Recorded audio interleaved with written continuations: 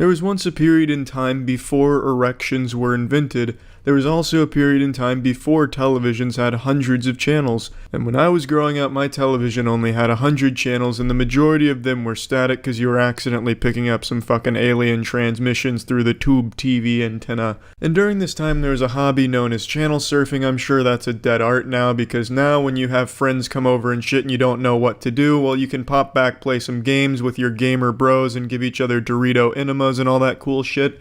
But back then, what you would do is you would surf the channels looking for shit to watch. Comedy Central, after like 2 a.m., would just start playing censored Girls Gone Wild. There'd be a lot of Spanish stations playing some news and shit, but what would always happen is you'd end up watching a C-SPAN broadcast. Now, what I'm about to show you has no relation to C-SPAN in any regard, really. However, it does personally remind me of those times watching C-SPAN broadcasts. Hello, my name is Lisa. I just moved here because I'm getting a divorce. Now, Lisa has shown up to a council meeting where they're asking for input from the community for some upcoming decisions they're making, and Lisa is now speaking her piece. The most important character to focus on during this manga arc is the old man in the background. He is a very important character to the development of the plot. And it's not final till September 18th. My husband will not give me any money. Not 1 penny. It's a shitty husband and you're better off without him, honestly, Lisa. It's time that you get on Tinder. You're gonna find some good guys on Tinder, and let's say Tinder doesn't pan out for you. There's always RuneScape. There's some real upstanding good gentlemen on that game. The lawyer won't help me. My husband won't help me. My dad, Marlon Lee Whitmer, he's a minister, won't help me. This is really when the old man starts falling apart here. He's trying so hard to hold it in, but his armor is cracking, and beneath that armor is a giggling demon. And out of context, there's really no reason why he should be laughing at this. It's very unfortunate the situation Lisa's going through.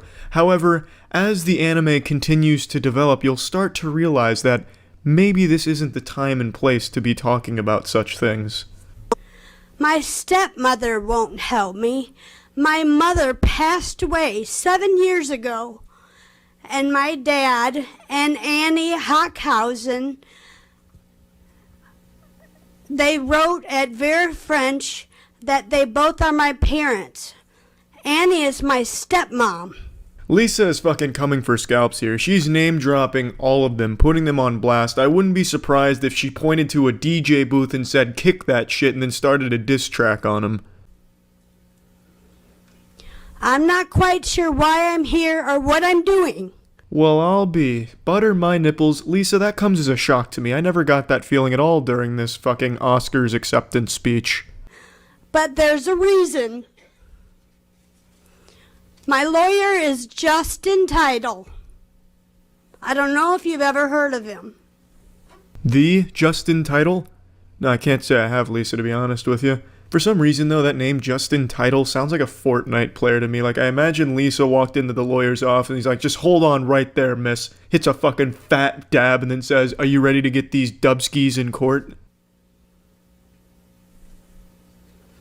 I'm moving down to Texas soon to help the children in Texas. I'm a very loving parent. Very, very, very loving parent. I have a 20-year-old daughter. She's going to college at St. Ambrose this fall. She's in Muscatine College right now. Her name's Brianna Elizabeth. Man, that elderly gentleman is trying so hard to keep it together. I feel bad for him because it looks like he just came into the council meeting to catch some hard Z's and just fall asleep through it. But now there's this monkey wrench that's been thrown into his plan, this X Factor, because Lisa's now left the set of Parks and Recreation to come to the council meeting to give a graduation speech, and the old man is just laughing too hard to fall asleep. And she is not helping me because she's 20. She's scared. She doesn't want her parents to separate or divorce.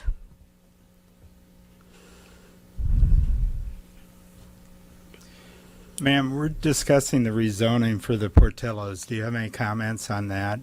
For what? What a fucking fantastic season finale there. The writers really outdid themselves with that plot twist. Who saw it coming? Now all of the clues throughout the season make sense.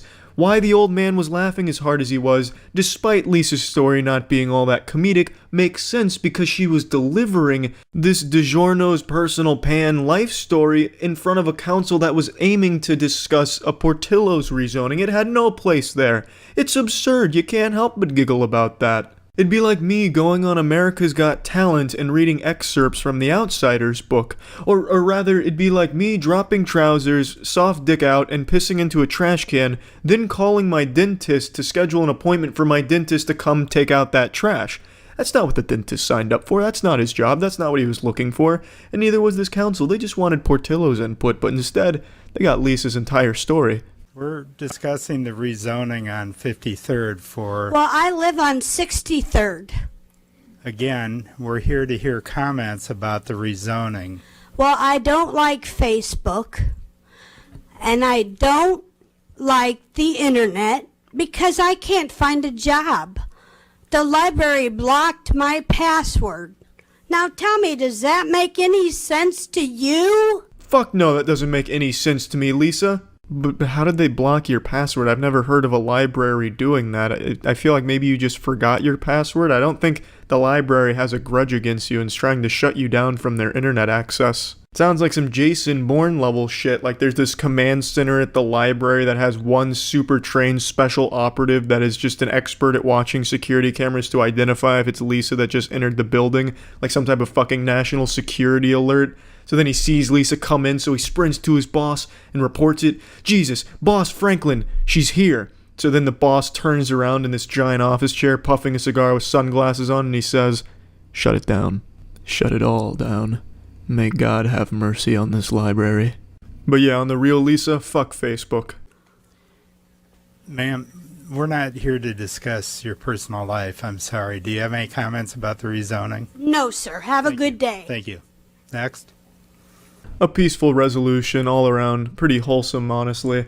I'm convinced that the council wanted to just let her go as long as possible, and they had this joke ready in their head like, this is for the Portillos, you know, this is going to be a great mic drop, let's time this perfectly. And then they did. Hats off to the council for letting her go and then timing the Portillos mic drop for when they did. The timing couldn't have been any better. So yeah. Corporations, the most evil word in the English language, second most evil being cockroaches, obviously. When it comes to corporations, how many are as big as Target? Not many. Yeah, that little fucking mom and pop joint down the street that sells used toys and condoms? Not nearly as big as Target. So what better place to go to rally the people than Target, going right into the heart of big business and try and make a dent in it so the man can hear you say loud and clear, enough is enough. What you're about to see is a family of warriors bravely march through a Target spouting some hateful bullshit. There's nothing you can do about cockroaches. Cockroaches are infesting the world. They're pretty much impervious to all weapons as is. We're trying to harvest them for nutrients and super milk, but I guarantee in the end we'll end up being the ones hostages and milked by the cockroaches. But there is something you do about corporations. You can fight them. You can, march through Target with a Bible in one hand and a dick full of dreams in the other. And that's exactly what this family does. Check this out. Attention Target customers! Do not be deceived. Target would have you believe with their Mother's Day displays that they love mothers and children. This is a deception. Nothing makes me believe in a cause quite like a large woman walking around being a public nuisance shouting while wearing a giant tablecloth around her like a fucking toga. This is not love, and they've proven it by opening their bathrooms to perverted men. I've gotta cut her off here. You gotta love how she drags her entire fucking family into this public shaming. These kids will never live this down. If their classmates saw this, they'd be laughingstocks, and the mom would have a legacy across the school as a goddamn psychopath to run away from because she'd steal your juice box and preach to you about why God frowns on it. So I don't like that. If you're gonna be a nutcase, don't drag your family into it. And you can see the son up in front kind of cover his face because he's embarrassed. Obviously, he would be. Now, I have to say, her big complaint here is Target allowing perverted men into their bathrooms. What the fuck do you expect them to do? Have like a bouncer or a TSA lineup there, making sure everyone that goes in isn't a pervert? They like show them porn, skeletal scan them, and if they get hard during the porn, they get kicked out, exiled from Target, and blacklisted from all Targets across the nation. Like, what the fuck do you expect them to do? No bathrooms have high-tech security. No one's getting retinal scanned before using the shitter to make sure that they're not a pervert. That's a fucking weird complaint to have. I'm a mother of 12, and I'm very disgusted by this wicked practice. It really is always the worst people having the most amount of kids. What a fucking shame. That's just so sad. Target does not protect mothers and children. Mothers, get your children out of this store. Mothers, have enough decency to get out of this store. It's a dangerous place. Which is why I brought my children here. She's talking about Target like it's a goddamn active war zone, like they've just entered into a field of anthrax or something. It's just baffling how someone can be so delusional like this. I don't know what happened in the bathrooms that's caused this traumatic experience for her. Maybe she was cheating on her husband there, the husband found out, so now she really has to double down on the lie that it was Target's fault. I don't know. I can't even wrap my head around how she can even justify this type of lunacy, how anyone could. This is not loving. What Target has done is very hateful. It's hateful towards families. It's hateful towards mothers. It's hateful towards children. America, when are you gonna wake up? Every Target I've been into, and trust me, I've been in a lot, that's where I do a lot of my shopping, they all have like background music, but this one's dead silent. I could hear a bumblebee piss into a corner. I don't know if they just got lucky or if they deployed an EMP device before going on this fucking crusade. Because there's just no background noise, so all of these poor customers here are just getting this full experience in full IMAX surround sound. There's no one even talking in the background. It is pure silence like a sensory deprivation tank. When are you gonna stand up for the right things, America? Are you gonna let the devil rape your children, America? It's time to stand up and have a voice. Instead of bowing to the homosexual perverted agenda that's taking over this nation. Yeah, so this won't come as a surprise. It's a family of crazy religious homophobes. In particular, the husband, it gets extremely upset and starts yelling at people in the store just at the idea that Target welcomes homosexual people in its doors. So that means he's most likely a closeted gay man himself. I bet when this family was leaving, he waved them goodbye, gave his wife a kiss, and then the second they pulled out of the parking lot, he sprinted into the Target bathroom to suck a penis real quick. And I really hope this homophobic shit that they're pulling here didn't rub off on their kids. Like I said, it doesn't seem like they wanted to be there at all. So here's hoping they didn't end up being homophobic losers like their parents. I guess we'd know by now. It's kind of an old video, so these kids probably would have led their own crusade through Target. And I haven't seen any video of that, so there's still hope that they didn't follow in their families' just fucking awful footsteps. You need to run and flee this place. I wouldn't spend a penny of my money here. This is wicked. This is confusion. This is twisted. She's treating it like it's a fucking bomb threat that got called into Target. Everyone needs to get the fuck out of here quick. The longer you stay, the more likely you are to become homosexual. As if homosexuality was contagious and Target's the one spreading it. This is abominable in the sight of God. Repent. God's power and wrath against evil. Repent! The judgment of God is coming on this nation and Target! That line is one of the best lines I've ever heard, ever delivered out in the wild, off script. In fact, you probably couldn't even script something like this. The judgment of God is coming on this nation and Target. That's fucking profound. Paul Blart here doesn't even look like he knows how to spell judgment, and yet he just delivered something Shakespearean without even trying. As per usual, the goddamn Arkham Asylum dwelling family here is the one that uploaded the video. I can never understand why people think it's a good idea to upload something like this when they are clearly the worst players in the video doing the stupidest shit, the dumbest shit, and they think that it's a good idea to post it on their anti-vax Facebook page. But here you go, just another example of it. There's also no doubt in my mind this entire group of people got into their giant van at the end of this stunt here, or maybe even right outside the Target, started high-fiving each other. Yeah, good work out there, guys. Yeah, excellent shit. The Lord's definitely smiling upon us now. We just took down Target. Target has been defeated. And if it's in Alabama, then the dad started kissing his kids and making out with his sister. It's just, I'll never understand this mentality. It's just so fucking stupid. It's unbelievably stupid. I really will never be able to wrap my head around like a family like this and shit. It's just nuts. Absolutely nuts. Hateful, garbage, bigotry, bullshit, going through a Target in the middle of nowhere, doing fuck all but being a public nuisance and being a horrible example for your children. What a waste. That's it. See ya. I'm sure all of you know I love a good public freakout, and there's no better stage for a freakout than Walmart. Some hero on Twitter today sent me this video that features a woman that must have just finished snorting bath salts in the Walmart bathroom and goes around preaching the good word of Jesus Christ in a way that I feel he would approve of. Pretty motherfucker. Really? I'm just trying to help you. I'm sorry, but I don't need your help. Yes, you do, motherfucker. I really enjoy the way she says motherfucker. She sounds like a Canadian trying to be polite about it, but still wanting to get the motherfucker word out there. You do need my help, sir. Can't you see that, you son of a bitch? Could you please just let me check out my groceries? Fuck you, I'm trying to help you, motherfucker. It's like in SpongeBob when he gets to rock bottom. I can't understand your accent. Instead of the she's substituting that with the word motherfucker. So she's tossing that shit around a lot, which I think is great because she's got a very firm grasp on that word. I really like the way she articulates it. And she also freestyles her pronunciation of it towards the middle of this video as well, which is nice. So she plays around with it. But I'll go ahead and address the elephant in the asshole here. She's very clearly on drugs. You can tell by the lip smacking and constantly licking of her lips and then sticking her chin out like the Crimson Chin for some reason. She's acting like she's eating some invisible cotton candy. That lip smacking and all that, that's a sign of methamphetamine. I've seen it a couple times in the real world, and of course live PD as well has made me an expert. Wow, this is... You gotta ask Jesus Christ. I don't have to do anything. We're all sinners. Okay. He's not gonna force you to do it. You're sinning right now. No, I'm not, motherfucker. You fucking accuser. Get the fuck out of here, you fucking accuser. You motherfucking accuser. God, just look at that face right there. That's the face of a warrior, a god warrior. She's about to challenge his ass to a duel, and the loser's gonna be shopping at the Walmart in the Shadow Realm.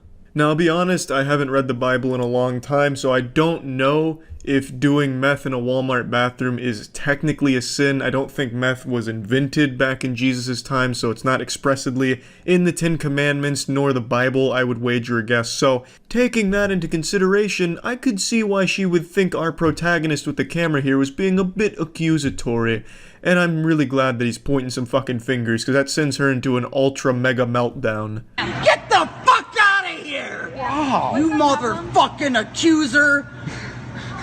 Accuser of the fucking brethren, you motherfucker! Excuse me. Yes, ma'am. Can I ask you what's going on? Did you see that shift from 100 to 0 like that? She turns that switch off, going from screaming and shouting and queefing about the brethren and calling this man an accuser, talking about wizards at Hogwarts or some shit, to, yes ma'am, did you need something? What's the problem?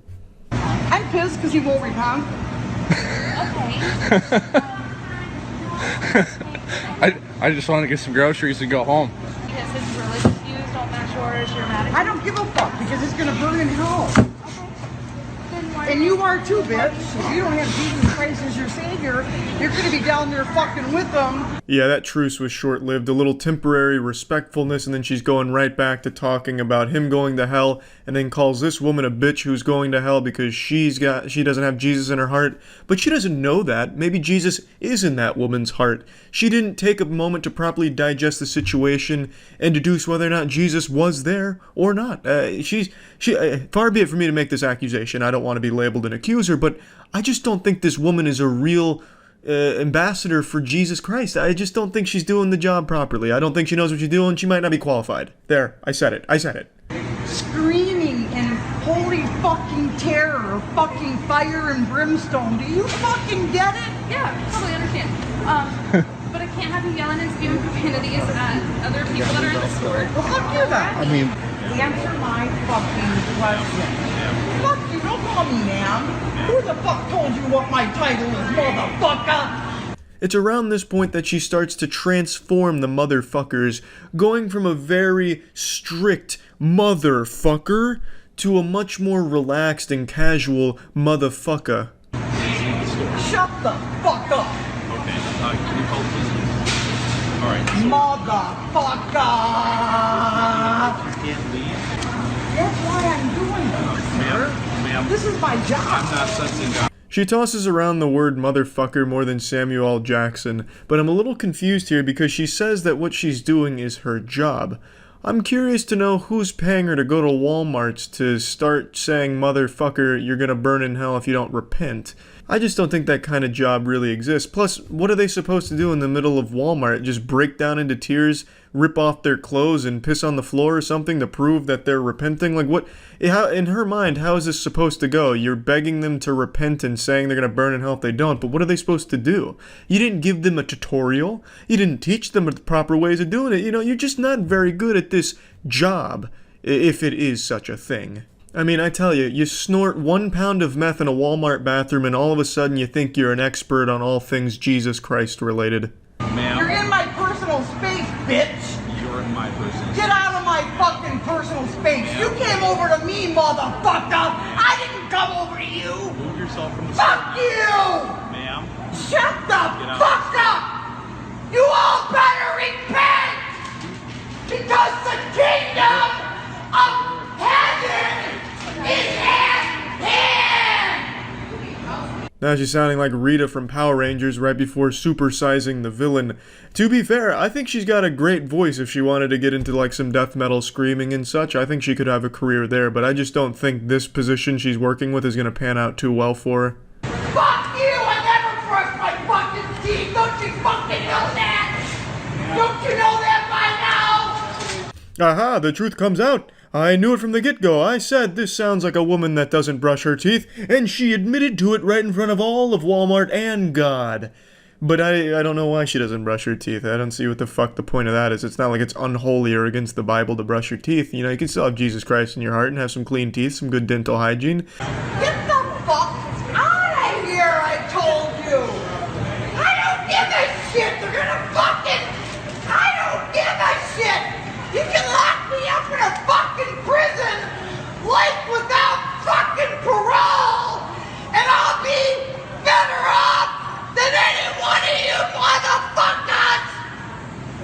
Amen, sister. That was the most powerful fucking thing I've ever seen in a Walmart. Sounded like Chris Farley from that SNL skit, living in a van down by the river. Just honestly such a heartwarming and moving speech she delivered, all while shaking around and moving like she just got hit by a taser. Shut the fuck up! Fuck you, sir! Shut the fuck! Are you that fucking dumb? These people are going home. Stand up. And the crowd goes fucking wild. That's where this story ends, but man oh man, what a bold and effective crusade it was for this woman, I would say. Just one of those classic Walmart freakouts you love to see. That's about it. See ya. Jesus Christ, it really is her again. Huh? Does she get 72 fucking dicks in her mouth? Whoa, that's a lot of penis. No mouth can hold 72 wieners, lady. Do you know what date is? Month? Listen, You're not gonna beat the Alpha Kais. Just leave, lady. hand off me, motherfucker! Ooh, her catchphrase. Guys, come this way. She's not gonna follow You're gonna us. see what happens to you. I fucking dare you to fucking touch me. One fucking Give her a wet willy. more. She will melt down. She'll short circuit. Charles, Keep your fucking don't. hands up. Ooh, that's a strong name, Charles.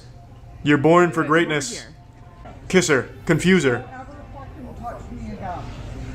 Touch her, Charles. You put your fucking hands on me, sir. Poke her in the stomach. We want. Look at this. Look at this right here. You've been recorded the whole time. She looks like an extra on The Walking Dead. Like one of the zombies that you see in the background. Did she live in Walmart? And ask Jesus Christ to forgive Maybe you should ask Jesus Christ. Yeah, I think she's even wearing the same outfit from the last time. She has one set of clothes and she lives in the dumpster at Walmart. Thank you, sir. We appreciate. Yeah. This was the first sighting of her. This is when she first, like, came into the public eye. She's like the missing link between Homo sapiens and Sasquatch. You know what I mean? Like, you know how science is always debating, like, how the fuck are we related? How can the Sasquatch exist, you know, finding Bigfoot? She's that missing link. You're supposed to pick up everything. Nope, 4 bags. Yeah. Oh, you are. It's like a so WWE much promotional. Wait till your boss tells you what you got. I'm half expecting a Ric Flair woo. What you pick up and what No, you don't. it's what you ordered. You little twerp. It's what you ordered. You little twerp. I know what I ordered. Okay. And you're gonna pay. Okay. Yeah. At the WrestleMania SmackDown 1999. You like your job? Cause you ain't gonna have it past today, baby. Ooh, it's a crank window. That's a power move. He's fucking cranking it in front of her. I like that. Imagine you take a shit in front of him. I will say, though, this is a different outfit. So clearly she owns more than one. So we're getting more character development. I'm not, because it's all on video. Thank you, Jesus Christ, for videos. Yeah! Woo! Esports! YouTube! I love motion pictures. Is it worth getting in an I told you what you were supposed to do. She's boiling over. A, B, C, D, E, F, G. Okay. Like a damn child. All right. And you can't even follow instructions. Why don't you go back How to your old are you? Why don't you go back to Baba baby, Baba baby. Da. Oh, now I understand you. Oh, now I get it. Fuck, why didn't you just say that from the get-go? Now you sound sane. She's gonna start, like, doing the worm or something. Jump in front of this car. Hell won't accept her. Yeah, like Constantine, heaven doesn't want her, hell won't accept her. So they've condemned her to Walmarts and empty roads. And you go to a customer's garbage cans and they got 5 bags, then you charge them for 1 extra. But you got enough common sense to pick the sucker up. This guy ain't got no common sense. Who's she talking to? Is there an audience? Is this a theatrical performance? Oh god. We're reaching the climax. Move over, Joaquin Phoenix. What the fuck? Oh, now I'm following, okay. It's a game of charades. Sounds like meth.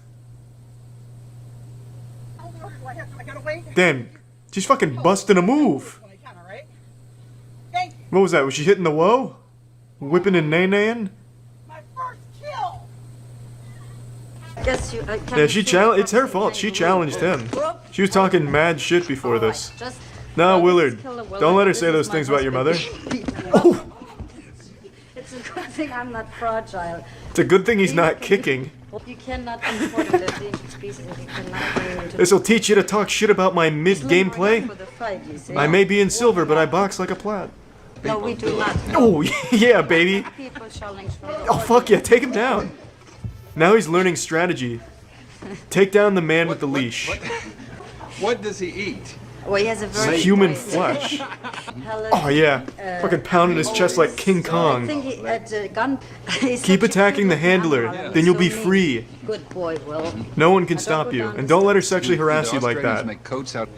Irene. Oh! You stepped into the danger zone there for a second, Irene. I always have to ask that. Oh, you're fucked. You can see why now. That leather jacket won't protect you now. You can see why now. Get him with some capoeira.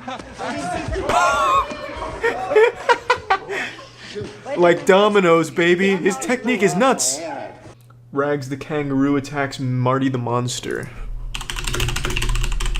Why is Marty the monster taunting Rags? About to rip his head off. Poked him in the eyes. Oh, you're so fucked, Marty.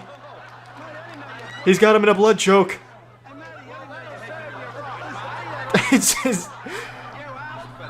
Somebody get Big Bird out here. We're about to lose one. Damn, that grip is tight. He is putting he is putting him to bed. God damn. Look at those biceps. You're not getting him off easily. They have to try and like bribe him out of there. Hold him for ransom. Rarely does someone suggest something that makes me laugh, but when you give me a good kangaroo fight, I can't help but giggle. Fuck. Yeah, grovel at his feet, Marty. Fuck. Just get Marty out of there. It's like a red cape in front of a bull. Century, 4 tsunamis have struck the coast of Alaska, including the order. He's gonna shoot the tsunami away. How's that gonna help against the tsunami? Don't worry, I have anti-tsunami weapons.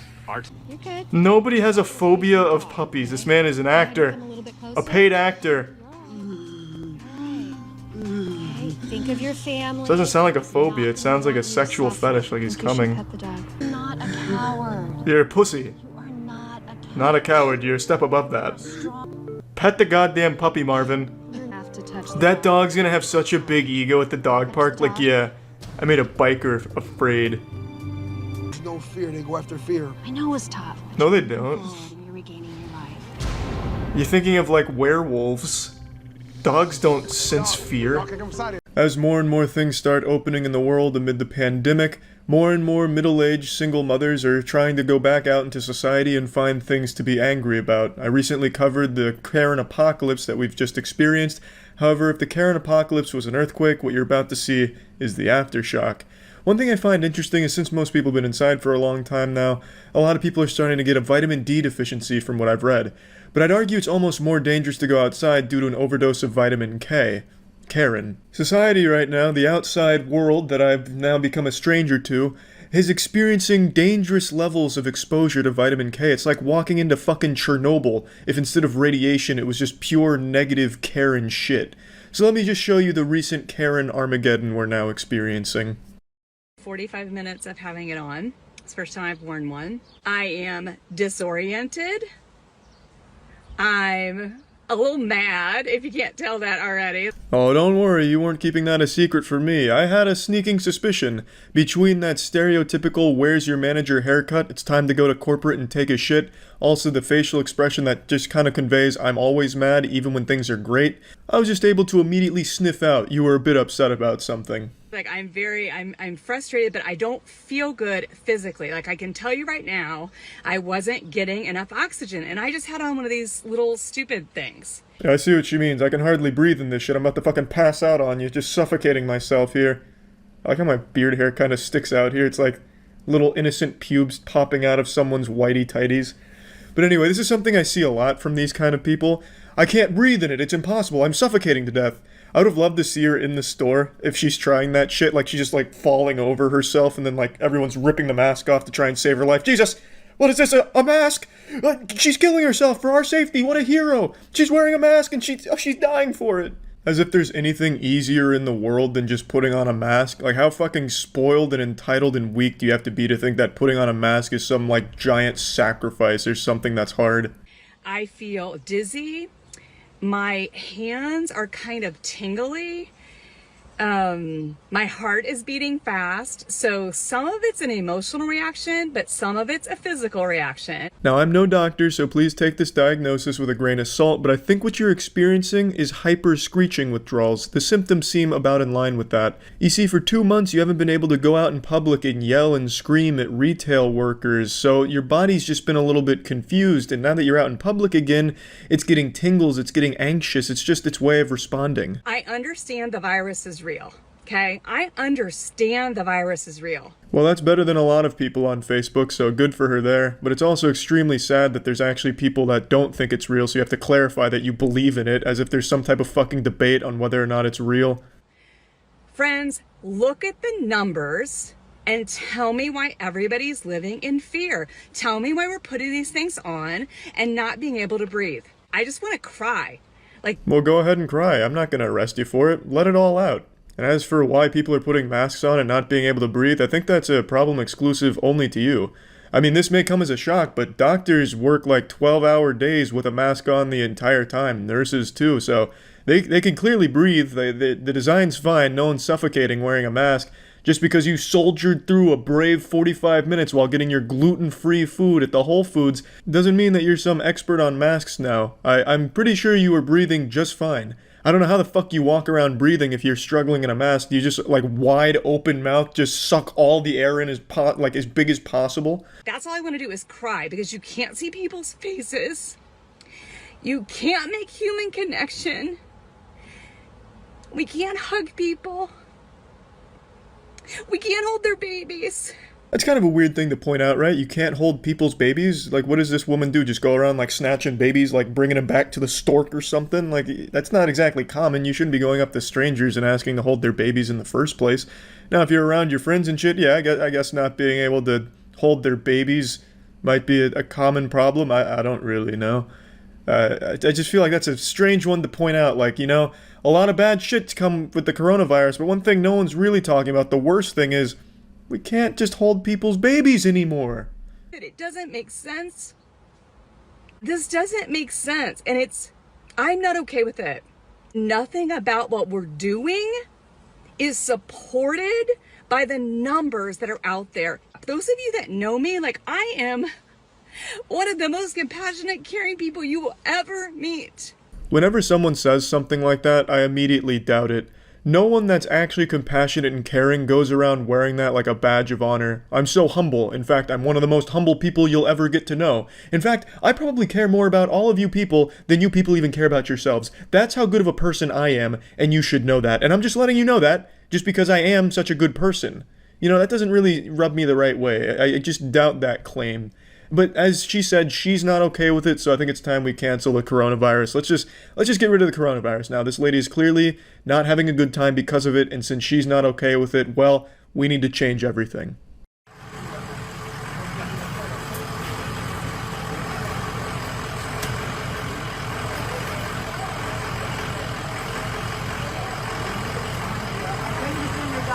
I like this one because the lady in it walks around like a video game NPC. It's like she's playing Animal Crossing with the shovel, trying to get the right slot. But instead of a shovel, she's using her phone to record for her Facebook anti-vax group, so...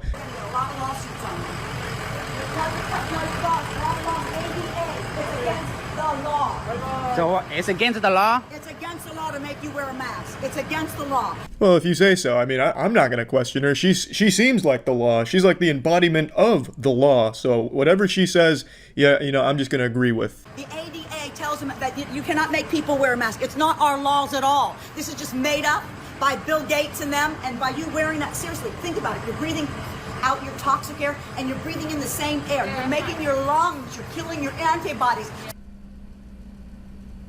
It's always just impressive how people can get to this point and be like this.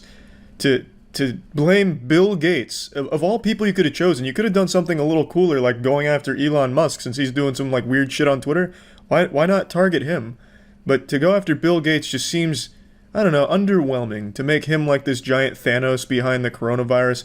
I would have preferred if they chose a different path for their supervillain, but it is what it is. For some reason they've chosen him.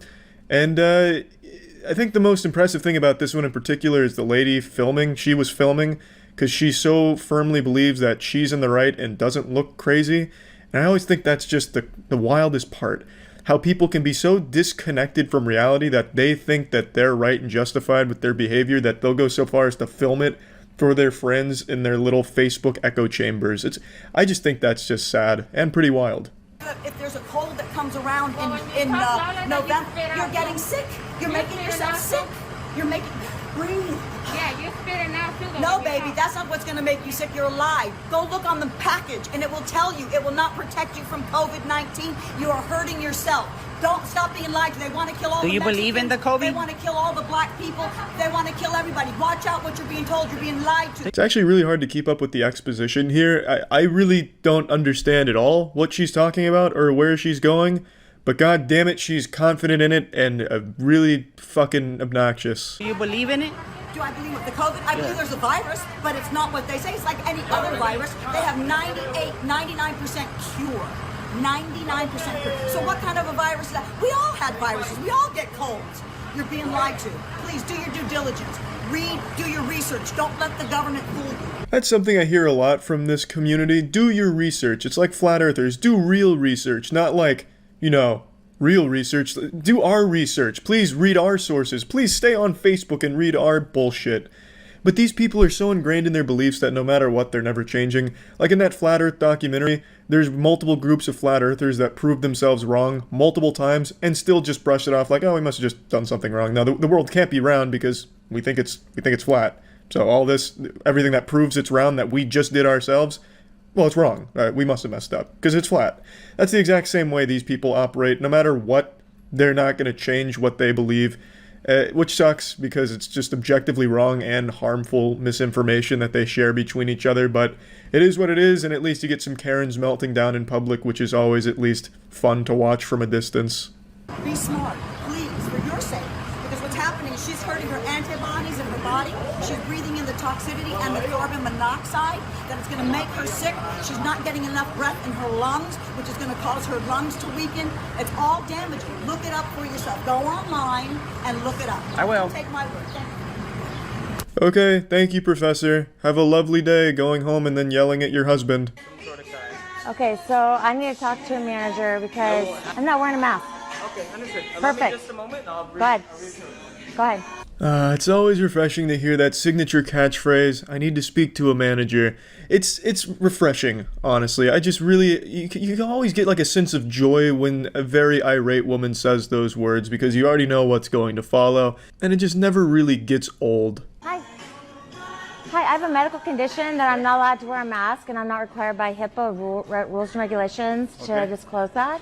Being a loudmouth asshole is not a medical condition that prevents a mask. In fact, it should be encouraged so that way you're not just fucking screeching. At least the mask will act like a little muffler, like a fucking silencer on James Bond's gun for your fucking yelling at the retail workers. I also decided to look into it because she publicly talks about herself in this video and puts herself out there, so I looked into it. The medical condition she has does not prevent her from wearing a mask in any way.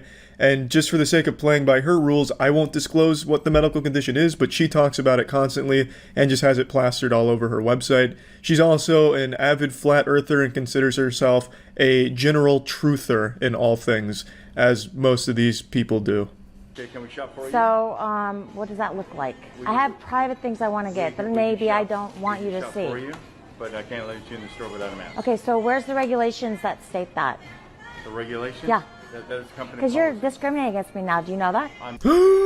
The bombshell. She said she's being discriminated against. Oh, well, now this company needs to close its doors or let her in and let her make her own rules.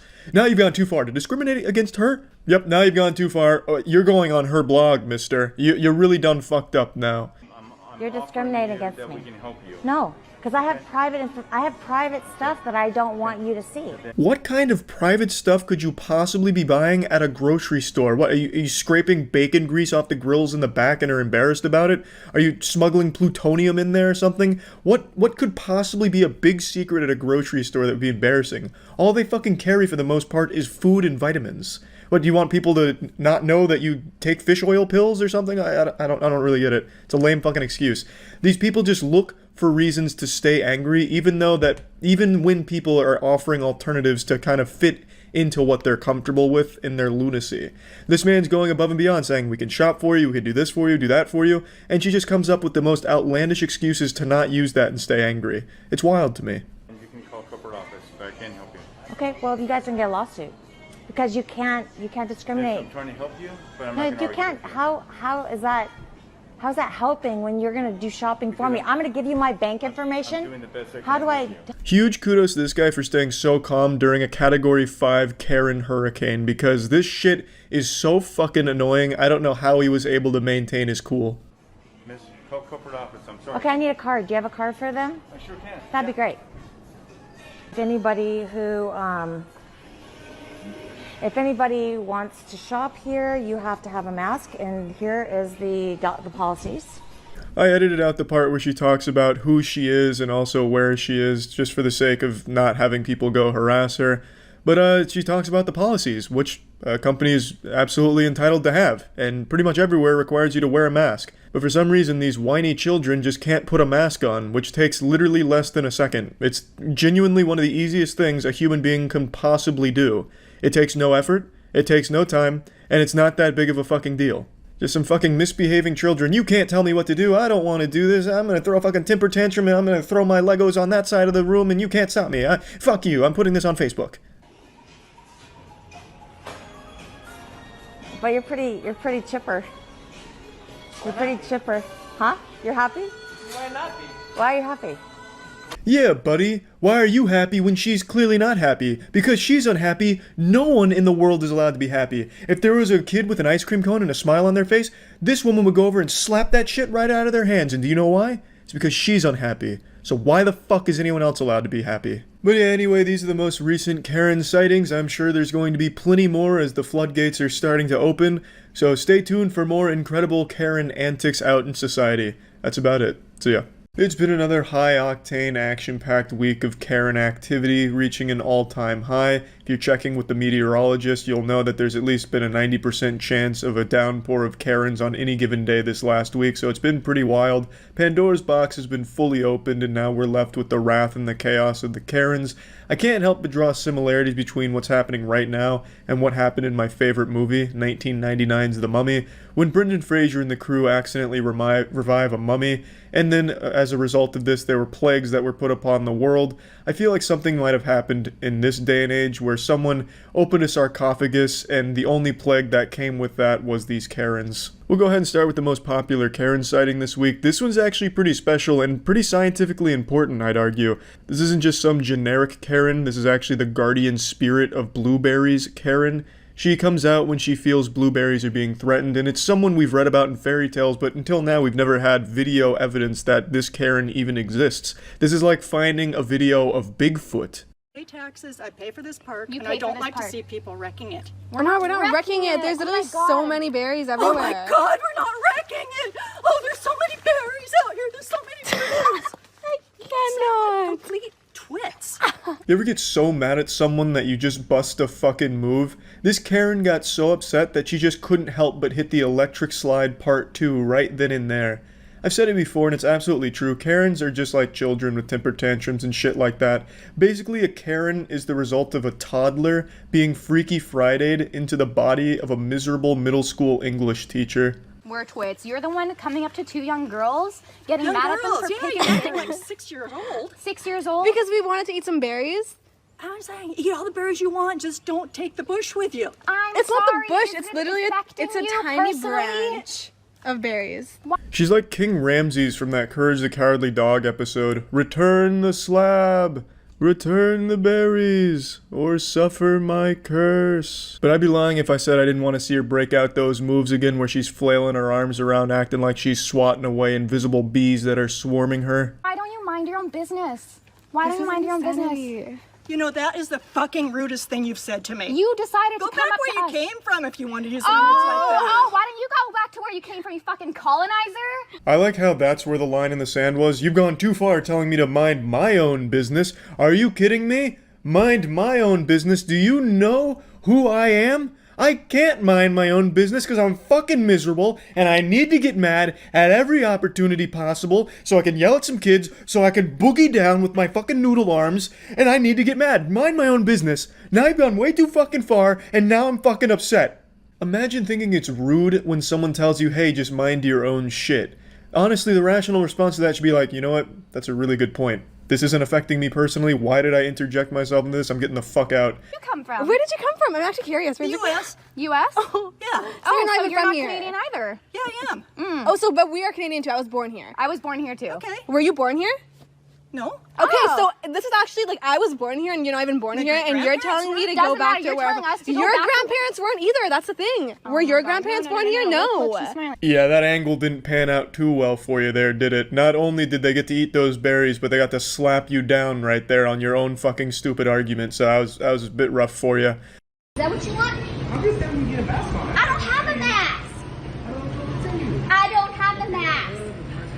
This is fucking ridiculous. Are you fucking kidding me right now? You're not going to sell me this? It's going to take you to... I'm spreading more dirt standing here, for God's sakes. Yeah, this seems about par for the course. This looks about right for your average Miller Lite consumer here. I imagine there hasn't been a single case of Miller Lite that's been sold that hasn't had this kind of negative interaction with a customer. Buying a case of Miller Lite just says to your friends and family, hey, I make bad choices. Obviously, I'm exaggerating a little bit, but I've made it very clear in the past, Miller Lite is my least favorite beer. It just tastes like somebody plugged a catheter into my high school bully and is just milking the piss out of them and feeding it to me. It just tastes like I'm drinking hateful piss. I'm not paying for a fucking mask. I'm not paying for it. We have a right in America not to wear a fucking mask. Have you not watched the news? There's almost nothing more frustrating than listening to these stupid fucking troglodytes think that they're right when they're just outright wrong and refusing to accept that they're wrong. It is a business. A business can put whatever policies they want and refuse service to people that don't abide by those policies. That is their right. But then you have these fucking dumb homunculus walk around, my rights, my rights, my rights. I can jerk off in the store if I wanted to. It's my penis. God gave me this penis. You're not the boss of my penis. I could beat my fucking meat right here with no mask on, and you can't stop me. It's so fucking silly that no one seems to understand that a business can enforce whatever the fuck it wants to on the people that choose to shop there. It's the most ridiculous thing in the world. And I don't understand this huge hoopla about masks in the first place. Why don't you get upset about the fact that businesses require you to wear clothes to shop there? It takes a lot more effort to put on a shirt and pants than it does to put on a mask. Why don't you get upset about that? They're taking control of your body, saying what you need to wear to come into their business. That's infringing on your so-called rights that you're arguing about. Why is it only the mask you take an issue with? The mask is a lot less effort than putting on clothes in the morning. Why don't you just try and shop around naked and see how that pans out? We don't have to do this. It says on the paper right here, it's gonna be passed. There, find it. I'm not going to touch it. I think it went over there. Pick it up. You spit on the first time. They don't do that. I think it's okay. Karen going with the classics here by spitting on the man, which is a crime. So now the only rights that you're entitled to, Karen, are your Miranda rights. That's assault. And during a pandemic, it's more than assault. You're just a giant piece of shit.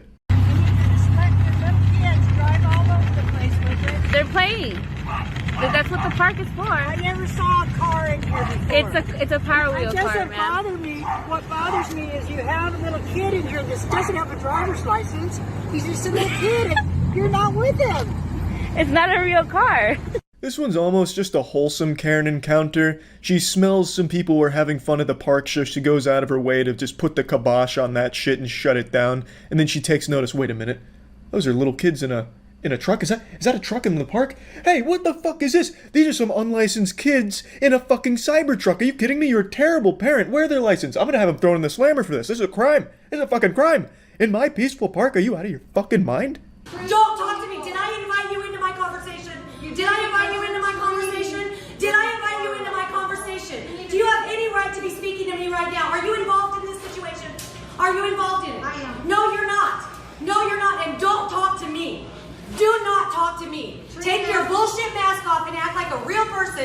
And you are not the boss of me. Oh yeah, she did it. She just dropped the "you're not the boss of me" line. Every single Karen freakout is more and more evidence that as Karens age, they become more and more like children. It's like some Benjamin Button shit. I was half expecting this woman to throw a chocolate bar on the ground and start crying about how unfair the other lady was being. Didn't you say you were in a hurry? You either don't. You guys can all fucking wait. Don't talk to me. We are waiting with patience and kindness. No, you're all fucking talking to me when I told you not to. This is probably the most conversation this lady's gotten in the last 30 years. Her children grew up and started to ignore her. She doesn't get to see her grandchildren very often. They ignore her phone calls. And now, finally, some people are talking to her and she just doesn't even know how to respond. So she's just lashing out at everyone here because she just doesn't know how to converse with anyone anymore. She's out of practice and she's just kind of a big asshole. I don't care. What are you going to do about it? Look what you're doing to What this are you going to child. do about it? Look at this little What are girl. you going to do? What are you going to do about it? That's a terrible What are you going to do about it? Try to get Run your bitch ass mouth like the dumbass cunt that you are? Cool. Oh, I do say that was a bit too far. Wow. I always like when a Karen says, "What are you going to do about it?" and then get like fucking shocked when someone actually does something, like slap her. We've seen like 1,000 of those by now, but unfortunately in this case, the woman wasn't feeling like slapping her. Probably wouldn't even be worth like the extra effort to walk up there and then just take one on her cheek. But I always find that to be pretty remarkable because they're constantly egging it on and then play the victim when something does happen. And I have no doubt in my mind, if that lady did swing on her, this one that's making the big huff and puff would have totally abandoned all sense of toughness and just start crying about how she's the victim and calling the police about what just happened. That's assault! No, it's not. If you spit on her, that is assault! She's in my face touching me. Call the police. I'm cool with that. Not on her! She's touching me. Yes, You spit on her! There's nothing more cowardly than spitting on somebody, and it's very common right now with Karens. That's really their go-to signature move. Their anime finisher is just the old loogie that they pop at someone that they're having a disagreement with. But yeah, these were the biggest Karen clips of this week, and another great week of Karen activity for sure. And I don't think there's any signs of the Karens starting to slow down or become self-aware. For as long as Facebook exists, these Karens will exist. And that's about it. So yeah. A few years ago, we were blessed with one of the finest public meltdowns this world has ever seen. The Bagel Boss guy. This was an incident that occurred at a bagel shop where a guy who was on the shorter side of things absolutely went ballistic and lost his mind, all because he felt like he was being insulted for his height. So he got really aggressive, trying to fight everyone like a small chihuahua lashing out at the bigger dog. Turned it into a huge spectacle, yelling and screaming. I'm sure in his head he imagined himself like Kratos from God of War with all of this anger, but in reality he just came across like a squeaky toy. It was so beautifully silly, and today I think we may have found his spiritual successor. There was a man who melted down in a McDonald's about his height. I'm right here. You wanna show these people what a fucking big man you are? Picking on a fucking little man? Come on! Come on! Hey, come on! What's wild to me is he actually looks like the Bagel Boss. They could be brothers. So they have the same build, the same face, and the same attitude, and the same effect on women. Her face really tells the whole story on how uncomfortable it is to be around something like this. I love watching videos on these kind of outrageous freakouts for no reason, but I think if I was there in person, I would just feel so slimy and yucky. It'd be so fucking miserable to be around it. Come on, motherfucker! Bring it on, motherfucker! Bring it on, motherfucker! Yeah! Come on! Hey! Bring it on, motherfucker! Hey! Bring it on, motherfucker! You bring it on, goddammit! You bring it on, fucking later! There is a lot to unpack in that 10-second clip right there. So let's get to the post-fight analysis here and break it down. So after getting into this man's face and yelling point blank at him like it was a Call of Duty lobby on Xbox Live, the guy finally has enough and he starts yelling back, which I think is adorable. That's like something you do to handle a bear. Like if you're trapped and a bear's coming at you and it's hungry and salivating, you just make yourself look big and get real loud. So this guy just yells back at him and then throws him against the wall.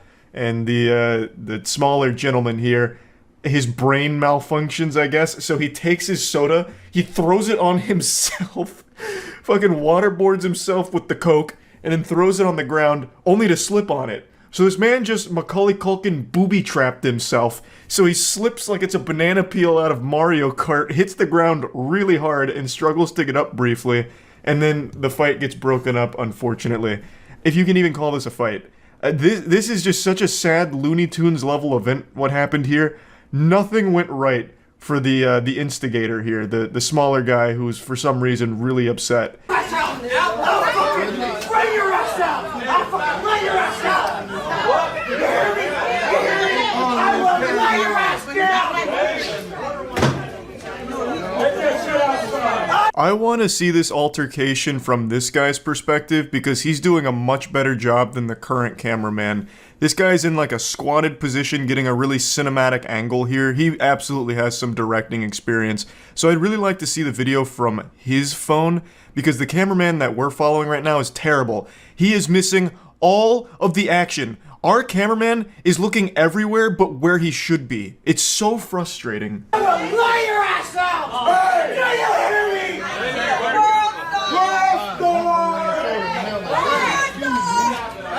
Unfortunately, this is all we get here because I guess the cameraman was too fucking drunk to just focus on one thing. I don't know what he was doing. Just constantly turning around like clothes in a washing machine. The second the action started, he just blanked out and just got everything that wasn't important. Filming the wall, filming people behind him, looking at the ground, never once getting them in frame again. It's so frustrating. I would really like the other angles here, but I haven't been able to find them yet. It's unfortunate we don't get to see the conclusion, but at least we get to hear some of it. The smaller guy keeps saying, "I'm gonna lay your ass out," which I think is a hollow threat. I think the time for intimidation is long past since you just took yourself out. So, it's kind of hard to make people afraid of you after that when it comes to fighting. I think he should have just cut his losses, and once they were broken up, maybe just give him, like, a cool one-liner on the way out, like, "You're lucky this guy stopped me, or else you'd be in the hospital from me beating your ass mercilessly," and then just leave. But if you keep saying I'm gonna lay your ass out after you actually just ate shit on your own accord, it's just kind of more embarrassing, I would say. Like, this guy really owes a huge debt to the worker that separated the two of them, because without him, I think this could have gone a lot worse. It could have been significantly more painful for him, because he bit off a lot more than he could chew here. I'd also like this video to serve as a PSA. If you're going to film a public freakout, film the fucking freakout, not everything around it. I don't know if he was trying to be like sneaky with his phone so no one knew he was recording or something, so he just didn't know where he was aiming, or what went wrong here, but this is just such horrible camera work and it's insulting. I'm almost more mad at the camera guy than that smaller guy was with the customer in line. Like, it makes me so upset. I'm getting furious. I'm getting short man rage right now because the cameraman couldn't fucking focus on the action. Just, you know, you're there filming, you've made the decision to film, now be good at it. Or at least competent, like close to it. Because the second that this like started to pop off, we lose all visual on it. It's so upsetting, it's so frustrating. And another thing, every time these freakouts happen, one thing that I always find interesting is people start laughing at them, like directly, or in this case shouting World Star and laughing at them and filming. You have to feel like such a clown. You know, like you're super mad, like you're ready to fight and everyone's laughing at you. It has to be the worst feeling ever and just makes you even more mad. It happens in every freakout video ever, and I can only imagine how much that fuels the rage in like this endless cycle. So, pretty great video overall, a good freakout. It's McDonald's, so you're always guaranteed some great quality freakouts, and yeah, that's really about it. So yeah, every single one of us has turned to Google in our time of need when it comes to asking questions, whether it's medical related, like, you know, I've jammed my finger playing basketball, what now? You'll get a million results telling you that what actually happened is you've contracted the bubonic plague, or you ask for simple tutorials, how to replace your air filters, and you'll get WikiHow guides that just have you taking apart your air conditioning unit, or Quora, God forbid, giving you the absolute worst advice this world has ever seen. Point is, every question we have gets asked to Google, and sometimes you get terrible responses that are outright wrong, and I think this is most prevalent when it comes to phone and technology-related inquiries. I'm sure all of us are guilty of trying the wet phone in rice thing. That was so popular, and as far as I know, actually did work in some cases where if you like drop your phone in the toilet or in the sink or something, you immediately take it out and put it in a thing of rice, and then like in an hour or a day or whatever, it's better and fixed. Well, it doesn't work for every possible water-related damage to a phone, and that was a lesson that this guy learned the hard way and was not ready to accept, so he made a massive fucking scene about his phone being repaired. Someone just told me phones. Someone just told me this morning, I'm talking about a water damaged phone. Okay. Someone told me this morning that they put a whole video camera in a bag of white rice and it solved the problem. Okay. Why would it not solve this? This guy looks so familiar and I can't figure out why. I don't know if it's this leather biker jacket he's got on that makes him look like one of the greasers from The Outsiders or what. Maybe he just resembles a famous actor, like a young Bryan Cranston is what I keep coming back to, but I can't quite put my finger on it. But anyway, he's upset because his phone got repaired, but he's thinking he got scammed because someone said he could have just put it in white rice and fixed the whole thing as if it's some kind of panacea. Like, white rice is this miracle potion that'll fix any phone damage.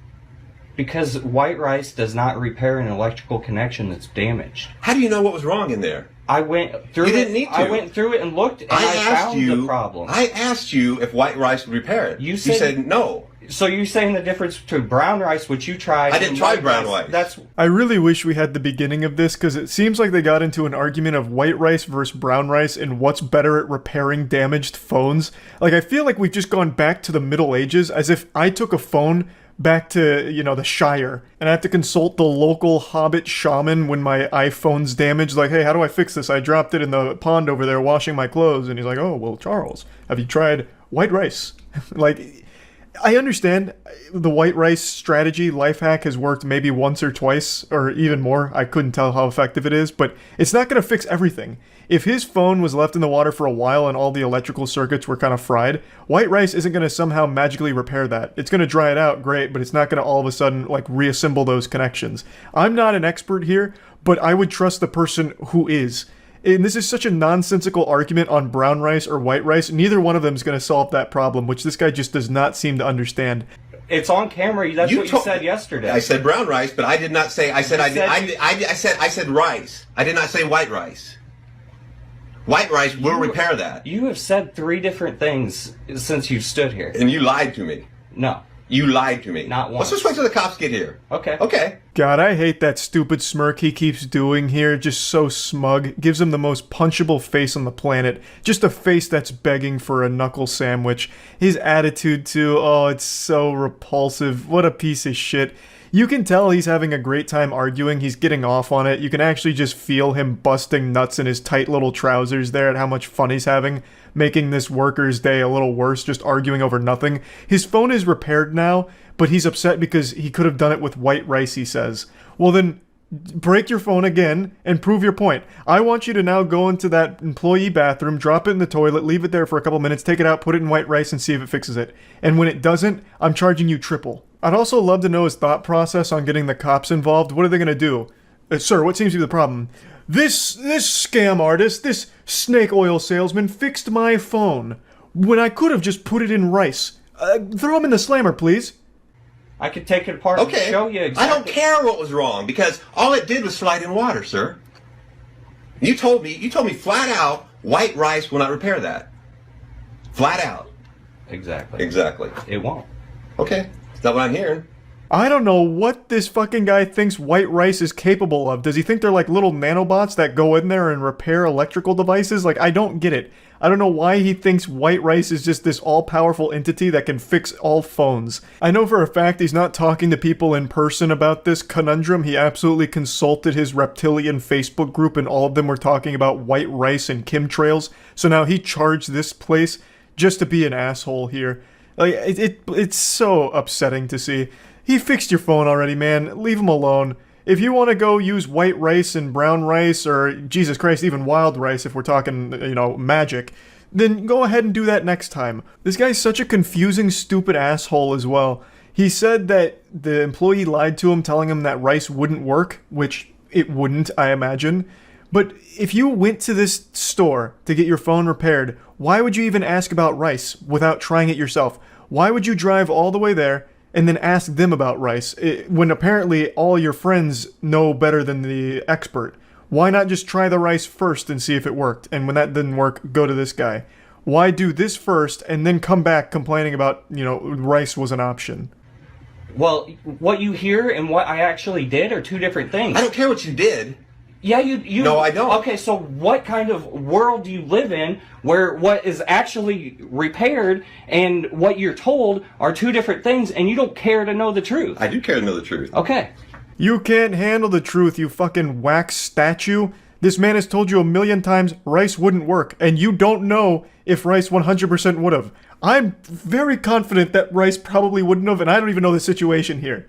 So, like, I don't know why he's even having this argument. It's so fucking worthless. He's just here to make a scene because he's got nothing else going on in his life, and he's just one of those people that thrive on controversy, so he's here, and he's just enjoying the misery of this whole situation. I've been told by many people that white rice will do it. Okay.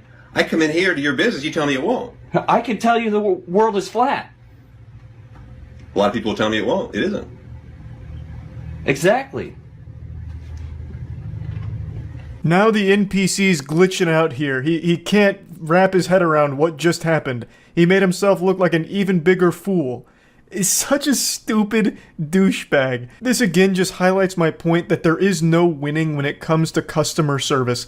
This guy did his job well, did exactly what the customer asked him to do, fix my phone. He did it, and there was still a problem. The man came back the next goddamn day to make a big hoopla about it. It's so frustrating to watch.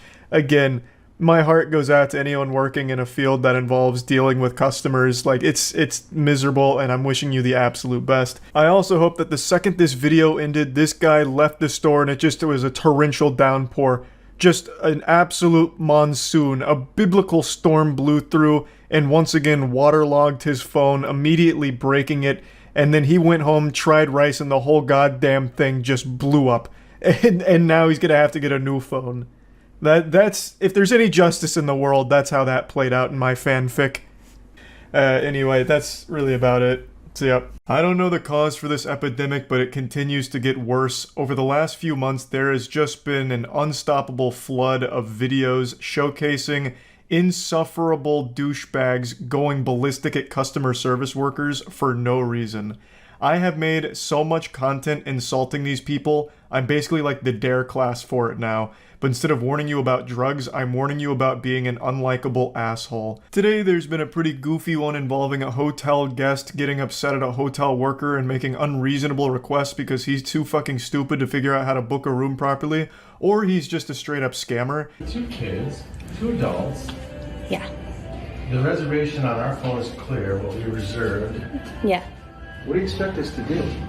Well, with that one, we could get you checked in. It came in as a king suite reservation, so it has a king bed and a sofa pull-out couch. Now the video starts in the middle of the boss battle here. We're coming in raw right into the front lines off of a hot drop. So what's happening here is the hotel guest urinal cake is now starting to argue with the worker because he's unsatisfied with the room that he booked because he doesn't believe it's accommodating enough for the 4 people that's with him, 2 adults and 2 kids. Now, it is missing a little bit of context what led up to this, but luckily the hotel worker did make a TikTok to explain it, and it sounds like this guy was just trying to scam. So what happened was he basically reserved a 2 queen bed suite that had the 2 queen beds and the sofa pull-out couch.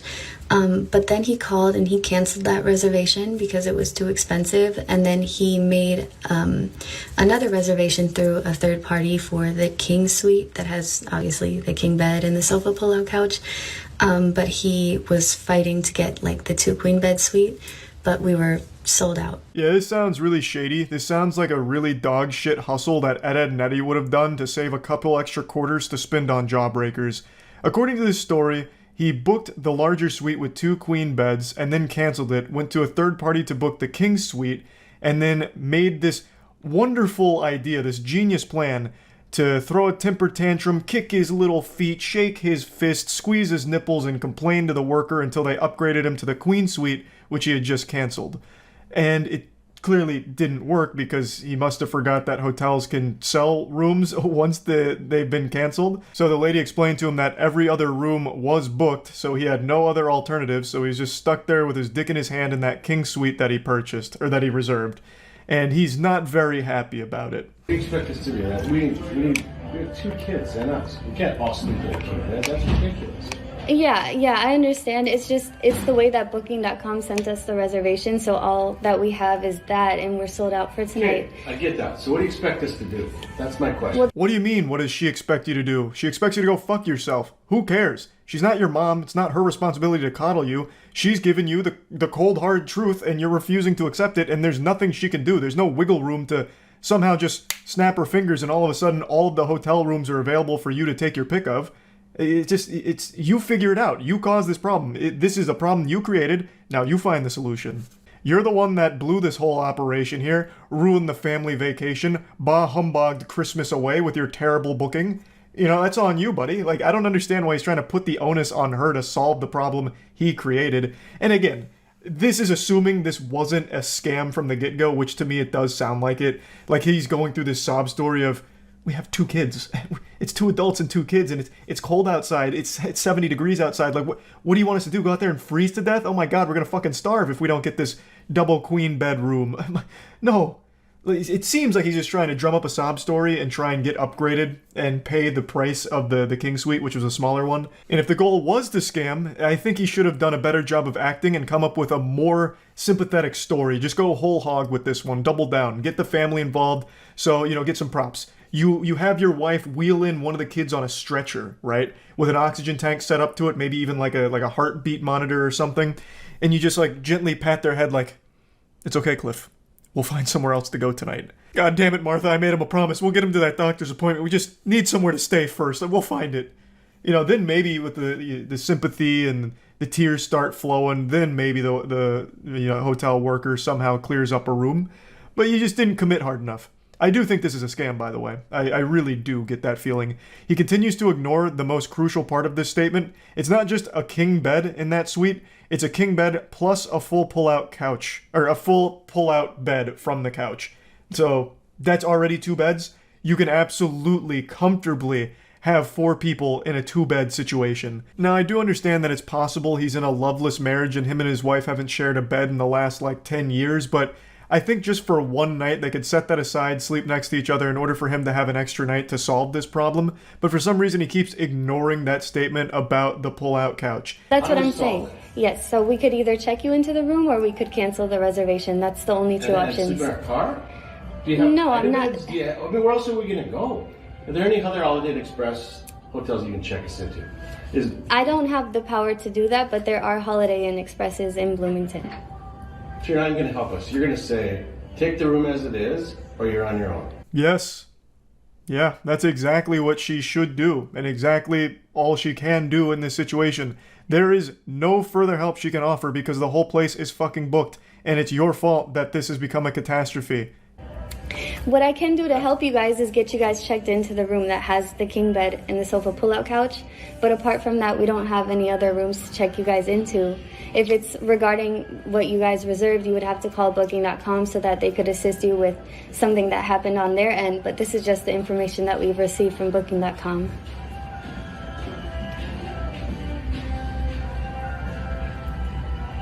Who hasn't checked in? What else is available? Where more beds? We don't have any other rooms available. Who hasn't checked in yet? Another brilliant plan from the chess master. So now he's wondering if he can just take a room from someone who hasn't currently checked in. I'm sure that's totally legal and won't lead to a huge problem for the hotel worker to do that. Man, this guy really does think he's the main character. I have no doubt he's gone through his entire life with people just absolutely giving him everything he's ever wanted on a silver platter. He just comes across as that kind of entitled douchebag. What an absolutely outrageous ask. Who hasn't checked in yet, and can I have their room? What do you mean, no? These rooms are reserved. I can't take them from somebody that's already reserved a room. You gave somebody our room, right? The way it was supposed to be reserved? No, because we held the room that we had the information for, which is the King Suite. That's what Booking.com sent over to us, so we kept that room for you guys. You can hear this guy's brain start to melt down as it sloshes against his skull here and hurting itself as it's trying to process everything. So he believes that they've given away the room that he rightfully earned after canceling it. I believe he's referring to the room with 2 queen beds. And so he's, for some reason, upset about that and trying to guilt trip them like, oh, but this is what we really wanted, even though he had canceled it. So just a big blunder here. How did you think 4 people would fit in that room? I mean, when you see it come in, don't you go, this doesn't make sense? No, because Booking.com sends us the information, so that's the reservation, and we hold it as it is. You didn't thoroughly investigate this man's family after he had reserved a room through Booking.com? You didn't go to his Facebook page and look at the height and weight of each member of his family in order to deduce whether or not they would comfortably fit into a king suite? Are you even doing your job? Unbelievable. I mean, now I see the guy has a point. Just what a fucking stupid asshole. Holy shit. And again, he keeps ignoring the most important part. It's not just 1 king bed in that room. There's also a full mattress on that sofa. It's a pull-out couch. So he can absolutely fit his whole family there. 4 people can stay in 2 beds. It's been done plenty of times before. I've also been in the situations like that where it's no problem at all. It's pretty easy. So you think 4 of us can sleep in that room? That's your suggestion? I'm not too sure how you guys were going to, do the setup in there. We just have the reservation as it was sent into us.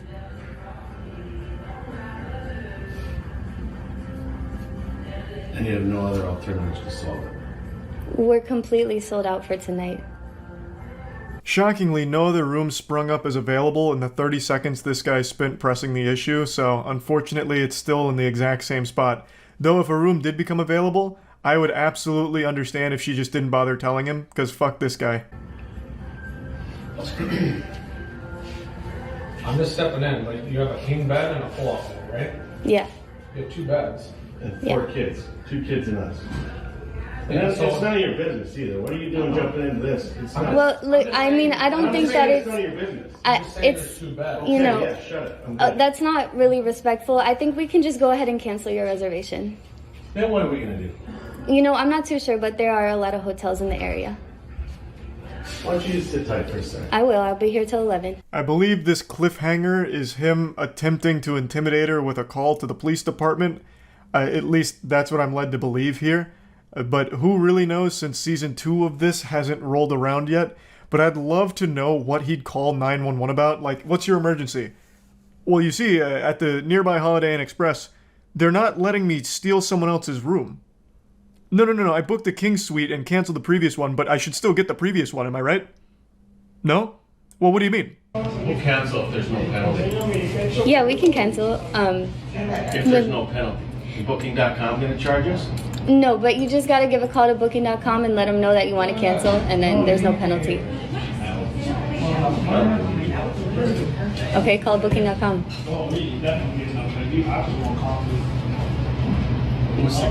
Do you know what the cancellation terms are? Is there a 24-hour notice? Is there... They could tell you. This is where the random NPC encounter finally concludes. For some reason, he keeps asking her Booking.com's policies as if she's somehow an employee of Booking.com now, as opposed to this hotel. What a real mess, you know. This guy's bad news. I'll just say what everyone's thinking. You know, I'll be brave. I don't like this guy, and I'll say it. I don't like him. I also don't know what the fuck he expected to happen with this whole thing. Even if there were available rooms, I don't know exactly how this scam works. Why would they just upgrade you to that room for free when it's your fault, it's your mistake? I just don't see that ever really working, but I guess it must in some capacity if it's a well-known tactic. But anyway, just wanted to share this because people that insult and be rude and nasty to customer service workers for no reason always deserve to be made fun of themselves. And that's about it. See ya. Crazy week for clowns making absolute fools of themselves at sporting events in the stands. We had the Polish millionaire CEO who stole the hat from that kid, and now, I'm sure a lot of you have already seen the clip, we have this Karen at a Phillies game steal a baseball from a kid. Now, I haven't used the word Karen in a while. It's been many moons since that's left my lips. It's nomenclature I've retired. It became too oversaturated and started losing its meaning. But come on, look at her. It's like she was made in a lab to be a Karen. It's like if Meat Canyon made a caricature of a Karen. She just epitomizes the meaning behind the insult. Like, it is hard not to refer to her as a Karen.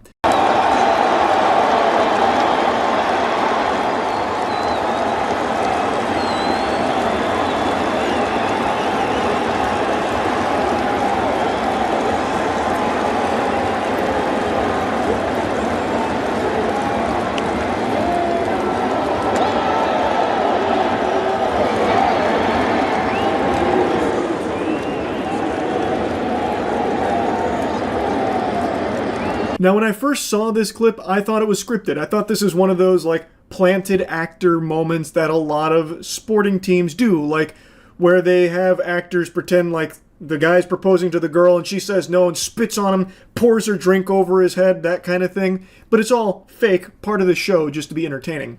This is just, like, so perfect that I thought it was probably just make-believe, just for the sake of, like, a viral clip. It's apparently real. I thought for sure this was just someone playing the role of a Karen, like wearing a wig and shit with the attitude, and the way the guy reacts to her approach is like cartoonish, where he like freaks out and he like throws up his hands like he's about to fight, but he does like one of these and kind of reacts the same way my mom used to during jump scares in horror movies.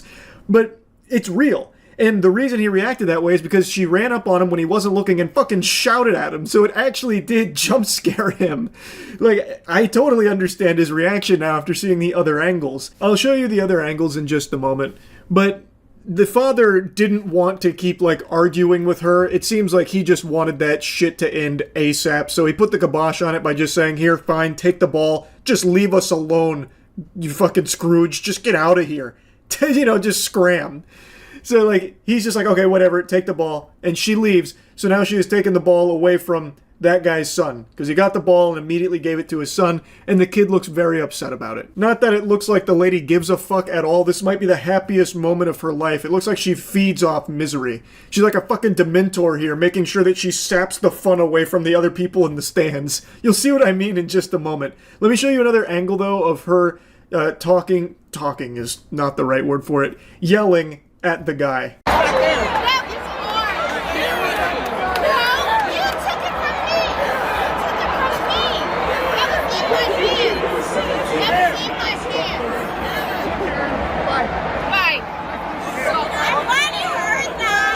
God, the voice of a banshee, she is screeching at him about how he took it from her. So she is claiming that when the ball was hit into the stands, she had her hands on it first and he ripped it out of her paws. I decided to break out my monocle and cosplay as a detective here, seeing if I could find evidence to support her claim that she had it first and he took it from her hands. So I decided to walk it through state-of-the-art technology and put it into slow motion here, so that way I could try and analyze the footage to see if I could find any proof of the claim. But unfortunately there are no conclusive results because the individual in the green shirt in front there blocks it, which kind of like censors what happens. But trying to activate my mind's eye here and like try x-ray vision, it looks like she and the guy next to her do actually like get close to the ball.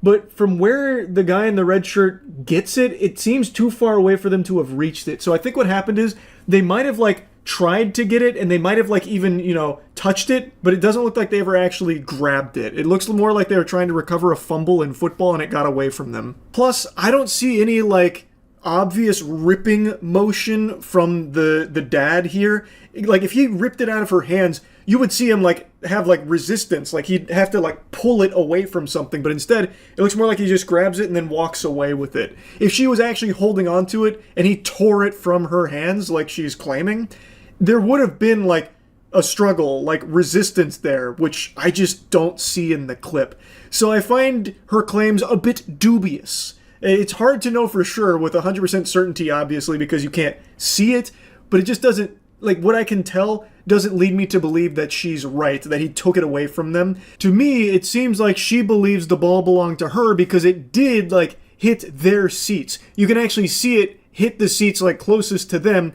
in this other angle here, but it doesn't look like they ever actually got their hands on it. It doesn't look like she ever actually had the ball, like gripped it, or maybe even touched it. Like I'm not even sure she ever even like actually touched the ball at any point. It looked like it rolled away from them after it hit the chairs.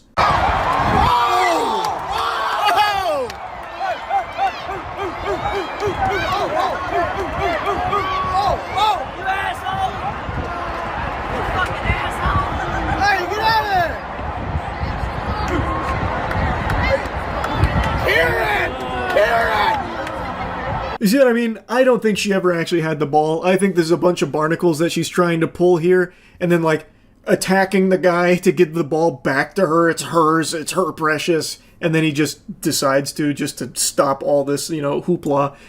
Which actually ended up being a really good decision because his son got more than just a baseball. The kid actually did get to go get a signed bat from one of the Phillies players. So it ended up working out really well there. And now this lady just has a ball that's got a lot of like fucking cursed energy on it now from this absolute fucking diabolical display that she put on. Now, I would like to show you though that she doesn't just take out her wrath on this father here. All the people around them were making fun of her for it, so she went like up into some other guy's face yelling at him.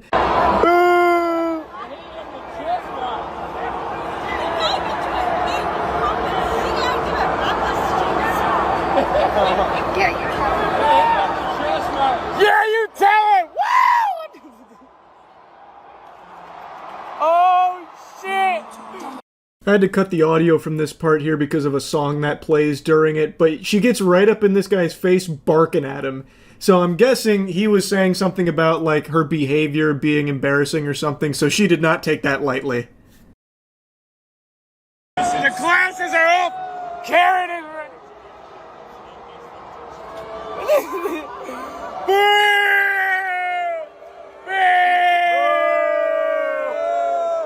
Yeah! Wow! Bill! The guy filming this had me giggling when he went full Adam Sandler there at the end. Jeremy! Doing one of those.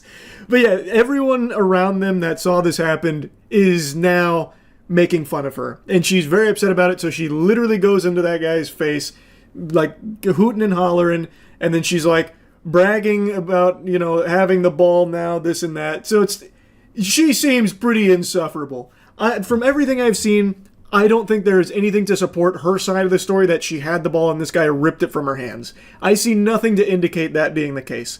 And it seems like even, you know, Phillies and Marlins here, like the actual organizations, are on the father's side here, that what happened was pretty uncalled for. Anyway, though, wanted to talk about this a bit because everyone is dunking on her right now. This is once again blown up to the same levels as, like, the Polish CEO. It's pretty crazy how often this is happening now. So yeah, I just wanted to talk about it a bit. That's it. So yeah. It's become a cherished human tradition to sit around a campfire telling scary stories while on a camping trip with your family. And yeah, maybe sometimes Uncle Sheldon will take it a bit too far with his graphic tale of some overloaded testosterone meat man named Raw Vandergore filleting a bear. But for years, these campfire horror stories have been dominated by retail workers. They have the most terrifying stories to tell. They'll put the fear of God in your whole family. They'll send your fucking family to bed sucking their thumbs, sending shivers down their asshole. But I thought it'd be fun today to look at a positive customer interaction in a retail setting, so I found this video here to demonstrate how lovely the experience can be. Laugh at me, goddammit, don't you laugh at me! Give me my money back! Yes, you are! You can quit me! And here we're immediately introduced to our three protagonists of this short film. Now, the one who's currently shouting is exactly what I picture in my head whenever I think of an evil librarian. She looks exactly like a mean, angry lunch lady from a Pixar film. Directly, it won't let us. Yeah, and it's already out of my account, and I can show you that you've already taken my money. So you need to give me my cash. And if I end up on YouTube, I will personally sue your ass. I'm just documenting it. In the camera woman's defense, I did not find this video on YouTube, so she should be spared from Ace Customer Anchor Arm's legal wrath. I, however, am posting this on YouTube, so I guess I'm gonna have to start sleeping with one eye open. Also, just a side note, I fucking hate when people say they're personally gonna sue someone. No, you're not. You're not gonna represent yourself. You're not that fucking dumb. What are you gonna do? You're gonna stand up in court and say, "Oh, excuse me, Your Honor, I just didn't like the cut of their jib. Can I have their car now?" What do you mean I lost? No, what you're going to do is you're going to go home, you're going to argue with your husband and threaten divorce for the 5th time that week in front of your children, then you're going to flip to the back of the phone book to try and track down some slimy grease beaver, then you're going to pay them $100 in an over-the-pants hand job to try and represent your ass for this stupid fucking case you're going to try and drum up. You're not personally suing shit. That mucus goblin lawyer that you're going to track down and pester is going to be the one doing all the work. So don't have the audacity to say that you're personally suing anyone. I'll give you the same thing with her laughing. I'm not laughing, ma'am. Yes, you are. You want me to show you on my phone that you are? Please. I don't even understand her thought process on this one. Do you want me to show you that you're laughing by recording it? What kind of fucking plan is that? That's not exactly bulletproof. You see, look at this. You're laughing in this video. Oh, well, color me purple. What do you know? I am. And I'm still laughing. Because you're a fucking idiot. And if the rationale was, I'm gonna record her laughing at me and post it on my Facebook, then why? No one's gonna understand the context. It's just gonna be you making a ruckus and someone laughing at you. Makes you look bad. That you are what? Laughing? If we end up on YouTube, I will sue you. I'm not putting it on YouTube. No, I'm documenting. if it ends up on Facebook, it's gonna end up. Facebook, it will not go I on will Facebook. sue you. All right. I mean, yeah, that makes sense. That plot development was pretty easy to predict from a mile away. Just taking one look at her, you could guess that she would be the kind of person to immediately threaten suing someone. So now our brave camera woman is coming under fire again. That's 2 potential lawsuits here. I mean, it's fucking raining lawsuits up in this one. They're just tossing lawsuits like they're baseballs at a dunk tank at a carnival. However, once again, the camera woman is safe because I did not find this video on Facebook either. They're 0 for 2 right now. If they were smart, they would have made a blanket statement. If this video ends up online, I'm suing your ass. Then I'd be fucked. I'd be up shit's creek without my ass crack. I wouldn't legally be allowed to watch this video. It'd have to be ending up on the dark web for me to find it. If they made that statement and it still ended up online and I saw it, I'd have the fucking Special Ops Navy SEALs busting through my windows right now to arrest me. Obviously, I'm kidding. No matter what incoherent babble they could have mustered up to drivel out of their mouths here, nothing they could have said would have given them any legal ground to stand on to sue anyone at all in this situation. That is perfectly fine. Yeah, because you can't record if you don't want to be recorded. No. And let me tell you, my attorney, I love you.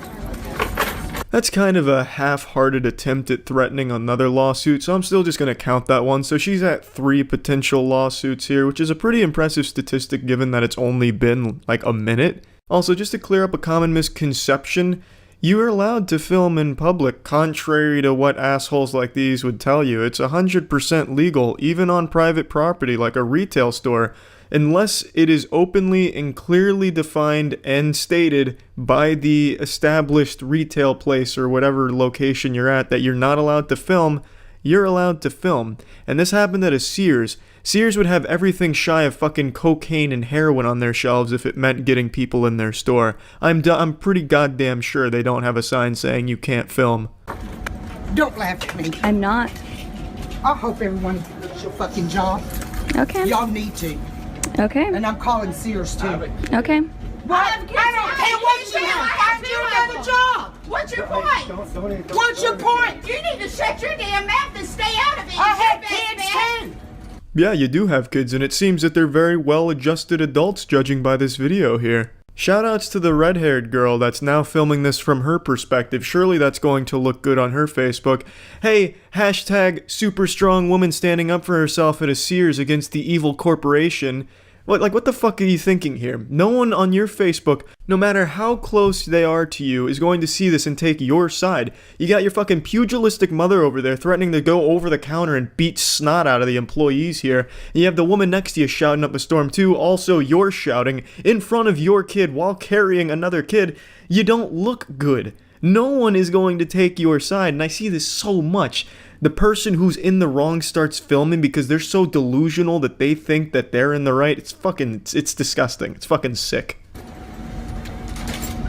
Should get you another job. A better job. Than being Clark at $10 an hour. You're screaming. It hurts my ear. I'm sorry. Did you get your money? Bye. You can quit recording me before I knock it out of your fucking hand. Bye. Knock it out of her hand. Yikes, what a scary hollow threat on the way out. Honestly though, it's refreshing to see good parenting like this. What an example to set for your children. Hey, if you're unhappy with something, get as loud as you possibly can and start threatening the shit out of people. Throw a fucking embarrassing tantrum. It'll work. Unless of course it doesn't. But yeah, the point of me showing you this video is to show you it's not all bad when you work in retail. Sometimes you'll get enjoyable experiences like this with a family as pleasant as them. Actually, I don't even know if they're family. I don't know if they're even related. Maybe they were just 3 strangers feeding off each other's energy. I couldn't tell you. But again, the point is, the customer's always right.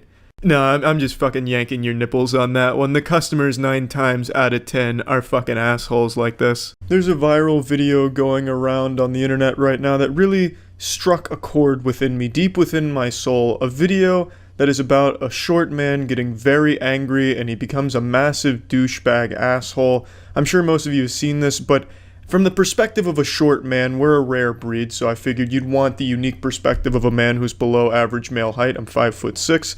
And one thing I'd like to say about this video before I play it for the few of you that haven't seen it, is this video is so embarrassing on this guy's part that it made me feel tall. Watching this video made me forget that I was short, and I was just laughing at this guy like, this fucking loser must suck being short.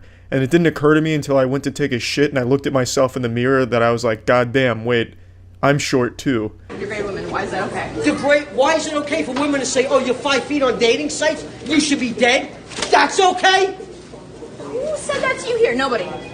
Women in general have said it on dating sites. So you're looking at the protagonist for this new sitcom called 2.5 Hobbits. He's very upset that he's short.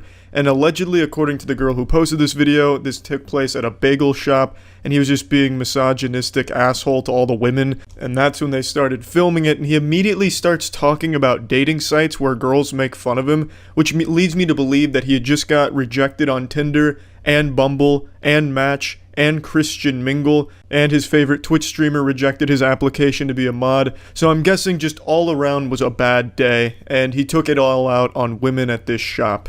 You think I'm making that shit up? Everywhere I go, I get the same fucking smirk with the biting lip. Shut your mouth. You're not God or my father or my boss. Dude, you want to step outside?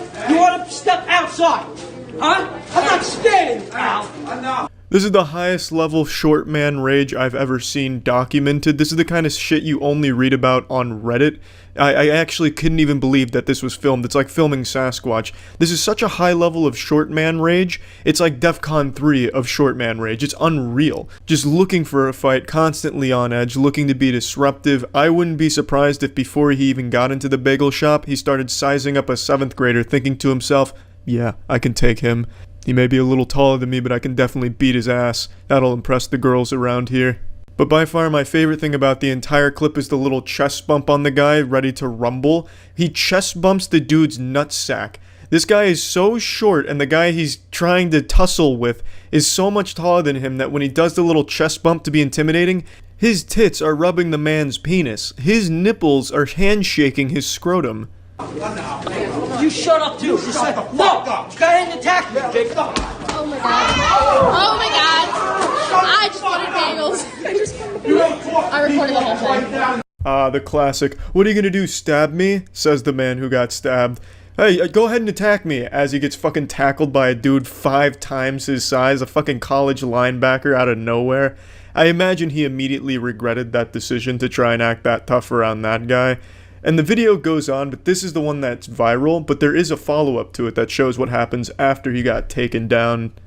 Look, and a guy 3 times my size. That's okay? Get your food and What happened? What I'm sorry? Get your food and leave. You know what? Fuck your fucking breath. There's no need to laugh. You think that's funny, right? That's funny? Why is that so funny? Now I'm going to take my breakfast. You think that's funny? All you women. What a fucking roller coaster he took us on there. First he says, fuck that bread, wants nothing to do with it, he's above that bread, an alpha male doesn't need that bread. But then Alvin and the Chipmunks start laughing at him, fucking Looney Tunes style laugh comes in, and he changes his mind immediately. You know what? Fuck you, give me that bread, bang. Snatches it up. I wish he had scarfed it down for a power move, or since he wants to really puff his chest out and be an alpha, I'm surprised he didn't drop trow and start peeing on the bread just to show his dominance over the bread.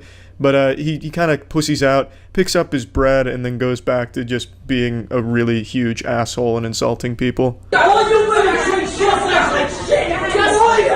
All of you. Yeah, all of you. You need to go. No, you women need to stop being so fucked up.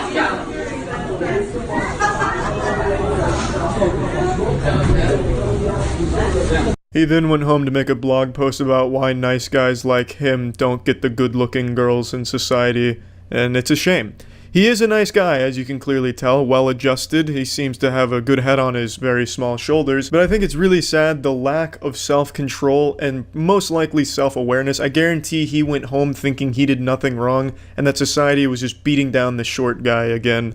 Now, he says he's 5 feet in the video. I don't know if that was an exaggeration or if he's under 5 feet or above 5 feet and he was just exaggerating on either spectrum. Doesn't really matter. You know, there's nothing you can really do about your height. You can either be an insecure little bitch like this guy and take it out on the world, you know, shaking your fist at the clouds because you're upset that you're so goddamn short and it's unfair, or you can just live with it, fucking deal with it, and don't be such a little pussy. Have fun with it. Make jokes about it, but why act out like this at a fucking bagel shop? No one wants to be around a guy like this. But I mean, yeah, I don't really have a very super unique perspective on it. To be honest, I just kind of wanted to make jokes about this. But it really is sad that my fellow short brethren act out like this, and that's why a lot of people expect short man rage occasionally, you know? There's no reason to be this insecure about something that you just don't have control over, and that's about it. So yeah. I think there's something very special about Halloween that makes bad mothers even shittier. Just something deep within them. The beast is unleashed on October 31st and they become turbo shit moms. I've held onto a grudge for the better part of 2 decades, and it all started as a child trick-or-treating in a neighborhood where, you know, sometimes a house isn't home, so they leave the candy out on the porch in a bowl, you know, with a sign, please take one, or just be considerate. And every single fucking time that was out there, I knew I was getting no candy because some goddamn twice divorced miserable mother took all the candy and put it in their child's bag so that way they could conclude trick-or-treating early. That happened every single year that any house left that open, and I know it was the moms that did it because I was friends with all the neighborhood kids and they would complain about their mothers taking all that fucking candy for them and ruining trick-or-treating. And that tradition, 20 years later, is still happening on Halloween. It's fucking crazy, but now we have those doorbells that, you know, like ring, that show you a video feed of what's going on. So now you have like the fucking conclusive proof. You know, it's not just a boogeyman stealing your candy, it's just shitty moms. So I wanted to go over some of that footage and just kind of make fun of the trashy moms. And it's all moms. I haven't seen any clips of a dad doing it, probably because the dad either didn't want to go out or wouldn't be bothered to fucking fight over candy like a feral animal, literally pushing children out of the way for fucking candy bars. But the clip I'm going to start us with isn't a trick-or-treating robbery from a mother.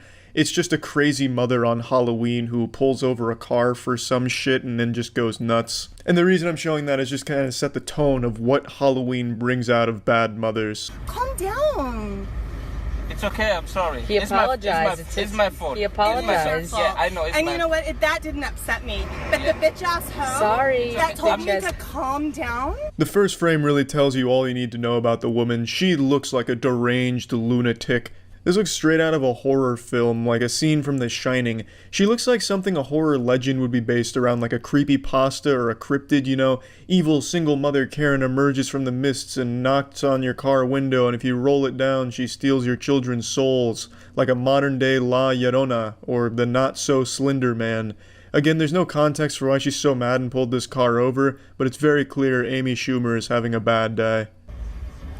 What I'd like you to do is apologize instead of being a bitch. You're calling me sorry, but you're calling me a bitch. So set an example. I'm sorry. My kids can't hear me calling you a bitch. Your window's open. They can't hear me because they're listening to Kids Bop.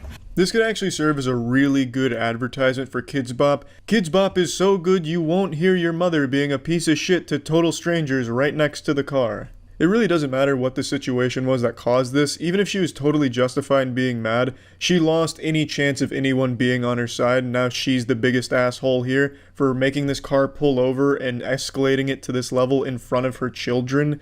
And the main complaint she has is that the woman was telling her to calm down, which sounds totally reasonable. Hey, let's calm it down here, don't whip your tits out and try and start a fight or spit on us right in front of your fucking kids right there. That sounds totally reasonable to me, and especially when they were apologetic in the beginning of the video, they could have just let it be, but she keeps it up and she just comes out the biggest asshole.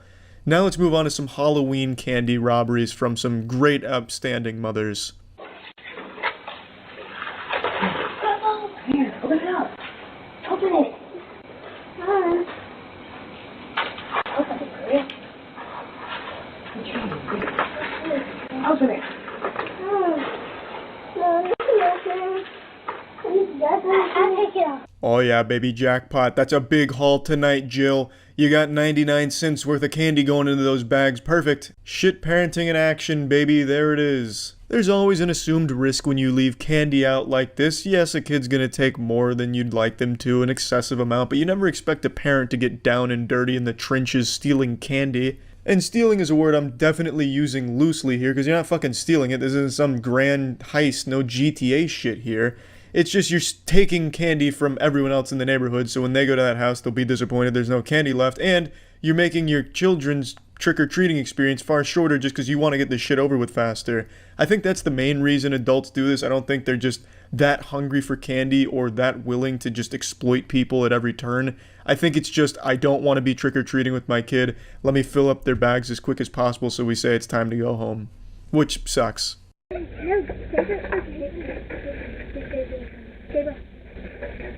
Gabriel gets through. Did you get a good big thing? Yeah, I did. That's good, baby. Gabriel, give me the bag. I'm leaving.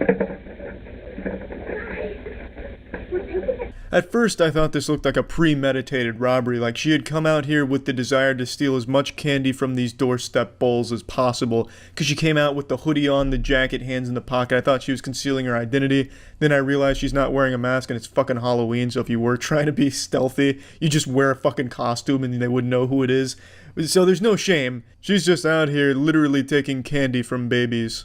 There's another really good video from this Halloween yesterday where it's a mother and the daughter. They go up to a house and the mother just starts taking all the candy and putting it in the bag. And the whole time the daughter's saying, "You took too much." The daughter very clearly doesn't feel great about the mom taking all the candy, but the mom's just, shut the fuck up. We're making it big. We're doing it big here. Then she runs away with all the candy, fucking literally holding her daughter by the arm and running like they just committed some type of high crime, like a thief or some shit. I guess she was trying to live like an action movie fantasy by taking, diamonds or something. I don't know, but it's just fucking 2-cent pieces of candy. I can't show you the clip because the people that uploaded it sold it to one of those organizations that copyright strike and try and like sue people that use the video without having contacted them for licensing rights first. This will be the last clip I showcase bad mothers for Halloween with. As you can see, the Lola Bunny cosplay there, or Playboy Bunny, I don't exactly know what look that's going for there, is raiding these chocolate bars right now. I guess she thought it was chewing tobacco, so she's really going hard on collecting all these like Pokemon. And by the time she's done, there's none left. There were 3 fucking full boxes of candy bar, and you bet your ass none of them survived her wrath. What a sweet mother and a real princess. I had an itch, and the only way to scratch it was to find a nice new public freakout. This one's a little special. It comes from one of those gate attendants that work the gates at those high-class areas where a guard comes out and say, "Hey, who you see in here? Who do you know? Do you want to buy crack?" Okay, and then they let you through. Yeah, this lady here you're about to see has that position, and she's going on like a fucking power trip. She's going full-on Paul Blart, looking to dispense some justice, and the only way she knows how, through bad acting and whining on a telephone. Car, and now he's videotaping me. Because this is unlawful. Ma'am, he's running me over. No, I'm not. Ma'am, hurry, please hurry. Yeah, she's a real thespian, and I have to commend her for her method acting. She even pretends to run away from the vehicle, even though the 911 operator can't see that. She starts backing away from the car, looking all panicked, and then she gets into like a defensive position, like she's trying to stop a fast break in basketball. She really gets into the performance to sell the narrative, even though she didn't need to. She could have just voice acted the performance, but she takes it the extra mile.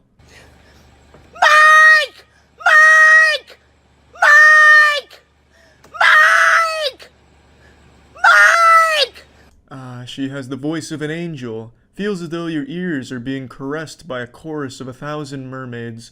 I don't know who Mike is, but he's nowhere to be found. And if these piercing screeches weren't enough to get his attention, then that guy just doesn't fucking exist, or he's already run very far away from this woman. Yes, please hurry, ma'am. Ma'am, I don't know, and he's a lunatic, and he's videotaping me. Ma'am, please hurry. Her face looks like a thwomp from Super Mario 64. I bet if you actually did hit her, she'd make a sound. I decided to look into this one because who knows, maybe it was possible she did actually get hit by this car before they started filming. I mean, if I got hit by a car, I'd probably start going crazy too and start screaming for Mike or some shit, but I probably wouldn't be blocking the car that just hit me. I'd probably want to get the fuck away from it. I'd be afraid of it at that point, because if they've already hit me once, what's going to stop them from doing it again, especially if I'm acting like a huge asshole.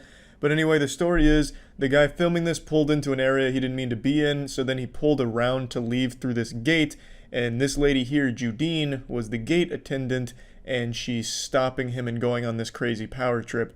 I've never seen a Judine, I've never even heard the name Judine before, but this looks about right for Judine, and this just really seems like some straight up Judine behavior. You're in trouble. How You're so? going to jail. How so? You're hurting me. How? You just ran over. Ma'am, please hurry. He just ran over and he's still moving. Please, ma'am. Please hurry. Now, I really do like her approach here. She's ramping up. She's up in the ante here. Like, ma'am, you gotta get the fuck over here. My God, he's still moving. But I don't think that's enough. You need to double down on the lunacy in the narrative. Ma'am, hurry up. He's still moving. Jesus Christ, is that a bazooka in the backseat? Holy shit, he's getting it out. My God, it's shooting sharks. What the fuck is that? Is that Joseph Stalin in the passenger seat? Ma'am, hurry. Then you go back to the bread and butter. Mike! Mike! Mike! I'm gonna throw it. Stop! Hurry! Hurry! Hurry! Ma'am! He ran over me! He ran over me! She's saying I ran over her. He ran over me! Reinforcements have arrived, and they're not on Judine's side. They kind of come over just to make fun of her. Which, who wouldn't, you know what I mean? It almost looks routine for them. They just calmly walk over. They look genuinely embarrassed from the few frames you can see of them.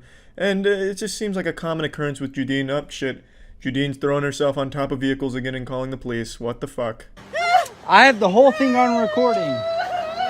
Sir, come on. No, you're good. Hey, This is unbelievable, man. good. We just heard it on the radio. The cops are already coming. Can I please go? You can't. The cops. I can. I absolutely can. Okay. Well, I'm just telling you. If you I want him arrested. I want him arrested. I have done nothing wrong.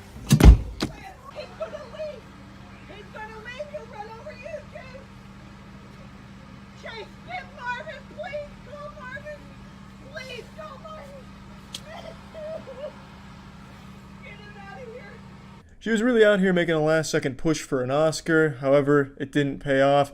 The man did pull away. He got about a mile or two down the road. Cops pulled him over about this call. He showed them the video. They let him go. No charges. Judine gets fired. Happy ending all around, and pretty much what you'd expect. But I don't think it's all bad for Judine, because this really shows her acting chops. She's able to convey a schizophrenic old woman beautifully. So while the door may be closed on her time as a gate attendant, perhaps a new door has swung wide open in her acting career. Who knows? We'll have to wait and see her on the big screen. That's it. See ya. I think it's time we finally talk about the true victims of the coronavirus lockdown and quarantine, which is of course the middle-aged, short-tempered Karens.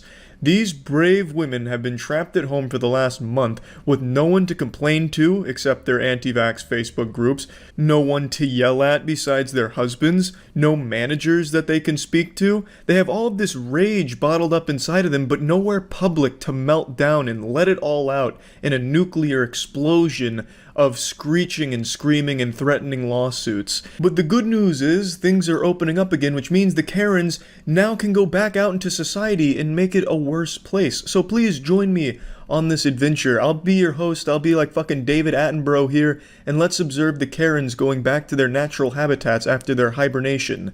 Fuck you! Oh,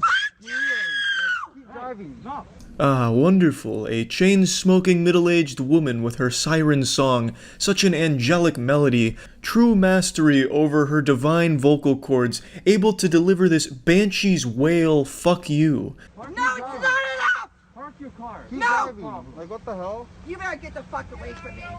Fuck you! We have a car. The wild Karen's sharp instincts kick in, hearing the sound of potential danger. She feels as though the essential oils in the backseat of her car are threatened by a potential predator, so she lashes out blindly, hoping that the guttural shouts and puffing of her feathers will be enough to scare away the enemy. Yeah, this is a roadway over here, ma'am. Can you please move? Everyone better stop fucking yelling at me right now, as I'm not fucking moving. Can you please move your car? Thank you! She didn't mean that thank you. That wasn't sincere at all. I'm starting to get the feeling that she's just not a very pleasant person to be around. I don't listen to you either, Shield.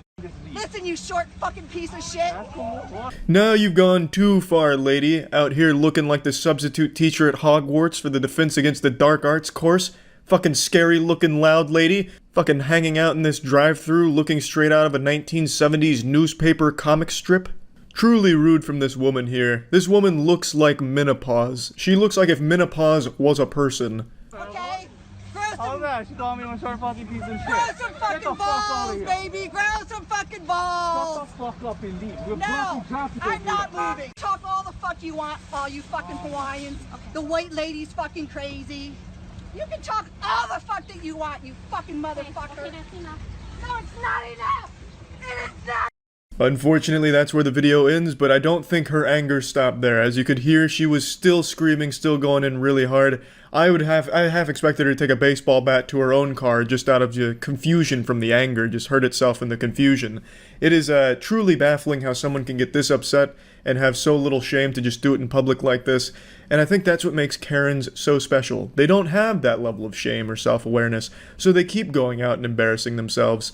And since they've been locked up for a month, they have a month's worth of embarrassment to catch up on, so they're really kind of speedrunning that because there's been so many of these things going on. I'll show you a few of them. Let's keep going.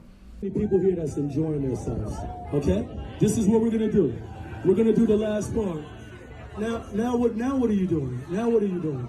Hey, sweetheart, there's kids here. There's kids here. This one was actually one of the saddest ones and most embarrassing in my opinion. This is a Karen that's been heckling a group of street performers that are performing for these people that are just now leaving their house for the first time in a month, just to give them something else to think about and entertain them. And Karen said, well, I can't imagine anyone having fun. I'm pretty miserable. Everyone should be miserable. She's like Dr. Zalost from Courage the Cowardly Dog, very unhappy, so she's shooting her cannonballs of unhappiness at everyone around her. So she just plants herself here. She gives this very incredible Ginyu Force pose here with the double middle fingers. Really bold stuff. There's kids here. There's kids. Oh, you should have some respect, sweetheart. Please. Thank you. Could you please leave? Could you please leave? Please. She refuses to leave. This is a 4-part TikTok video. I didn't even know TikTok had anything other than just shitty lip singing and dancing, so this was kind of an interesting surprise. And I'd like to bring attention to this. I know I'm no major fashion icon myself, but I do have to say I don't understand her sock decision here with the different lengths. It's like Titus from Final Fantasy X with his pants. She has a sock that goes up to her knee and the other one's an ankle sock. So that right there tells me that she just desperately craves attention, so she's trying her best to be unique and not like the other girls with her fashion by having different lengths of socks, which is kind of sad, but it also fits in line with what she's doing here, making herself the center of attention for no reason and at the cost of everyone else's fun.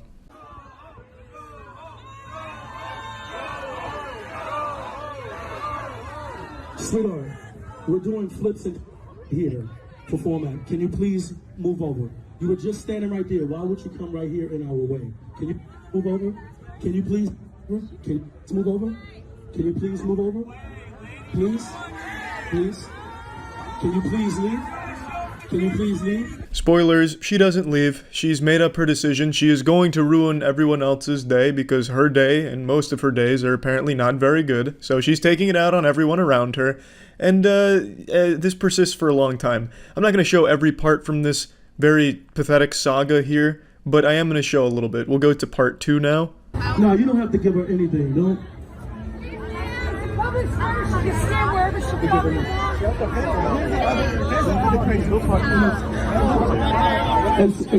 One of the mothers from the crowd is begging with the lady to please leave because they want to watch the show, and of course, the Karen refuses to do that.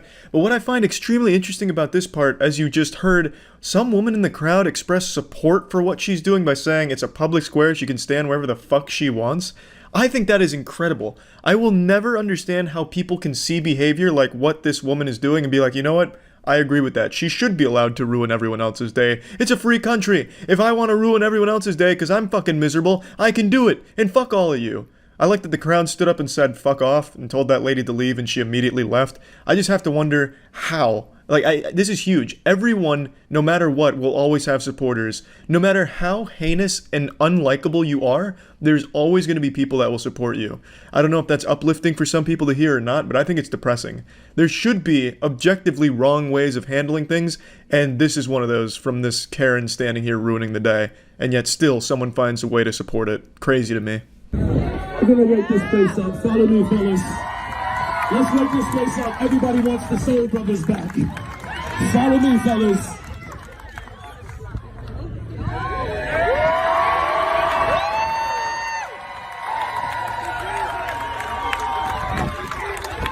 Luckily, this fairy tale does have a happy ending. The police show up and escort her the fuck out of there, which is great news for everyone there.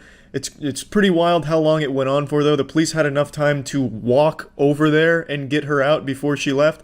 That's a long time of just making the atmosphere worse around her. And I know she's going to go home and think that she was in the right. She probably talked about it on Facebook groups about how brave she was. And, everyone clapped when she ruined the performance. Everyone was thrilled with her stand for justice or some shit. So the delusion, I'm sure, is still there. I don't think she had any amount of self-reflection or awareness for what she did or how bad she is as a person for this kind of shit. But that's Karen's in a nutshell. Let's move on to the next one. 3 inches away from our fucking car. I couldn't even get into my fucking car. I had to climb over. Oh, but you're sitting in it? I had to climb over, dumbass. Did you not hear what I just fucking said? While yes, that experience does sound traumatic, there was another way of approaching this situation. You could have backed the car up and then got in normally. You chose to climb over the driver's seat and turn that shit into a playground to get there. Just fucking stop. If you post that, I Go right ahead. We'll sue you because you Go can't right post ahead. someone's face on the Go internet right ahead. without permission. I'm gonna go. For some reason, these Karens that spend the majority of their life on Facebook and reading 50 Shades of Grey fanfic still don't seem to understand that you can't sue someone for recording you in a public situation. But I do like the way she phrases that. You can't put someone's face on the internet without their permission. It reminds me of Arthur, where you can't go on the internet and tell lies. It has that same level of innocence to it to a certain degree, but I think it's time they finally get educated on Facebook instead of just believing in these fucking weird conspiracy theories and shit, to understand that yes, it is totally legal to record in public. It's not illegal. They're threatening me. She told me she hopes I get raped by a pitchfork, and I'm gonna go to the cops, and I need evidence. So what is the problem? They park it. I couldn't get into my car. I had to climb over. And then when we were talking about it, about how close they parked, she came and went, "Oh, you stupid ass bitch, you want to talk?" Wrong. I told you my boyfriend did not hit your car because you said if my boyfriend hit your car, you were gonna call the cops. Yeah, this shit is devolving into elementary school shit really fast, and the security guard clearly wants nothing to do with it. He leaves like a second after he just says, "Hey, can you guys just handle it?" and he just walks away. Respect to that guy, because who the fuck wants to be in the middle of this? Stop arguing with the stupid fucking whore. If you keep arguing with the stupid fucking whore, they keep arguing with you. If I find that video online, I'm fucking suing you and I'm calling the cops and they're gonna come get your ass. I do appreciate that threat right there from her. You know, that's some Xbox Live shit. My dad works at Bungie and he'll get you banned if you steal my sniper again. It has that same level of energy, so there is a level of intimidation in there. That's pretty much where the video ends. It's just back and forth of just like baby whining, like baby raging at each other. I don't know, it's not even like insulting anymore. It's just kind of like actual whining. But yeah, all over a parking spot. Let's go ahead and move on to the next one. You're the one with the Christ thing on your car, you dumbass! Fuck you, man! I think there's something about cars that really tap into the primal rage receptors of the Karens, because a lot of the Karen outbursts happen around vehicles, so it's kind of like this catalyst for explosion among the Karens. It's very interesting. It helps channel their aggression and really bring it to the highest level it can be. You impotent piece of shit! I hope your kids get cancer! What are you looking at? She's all over the place now, attacking the spectators. She sounds like Miss Piggy having a fit, throwing a weird little tantrum here. She's speaking as if she's writing this shit on Twitter from behind the computer monitor, but in real life you can't hide behind an anime profile pic, so now she's just got her face attached to this despicable shit.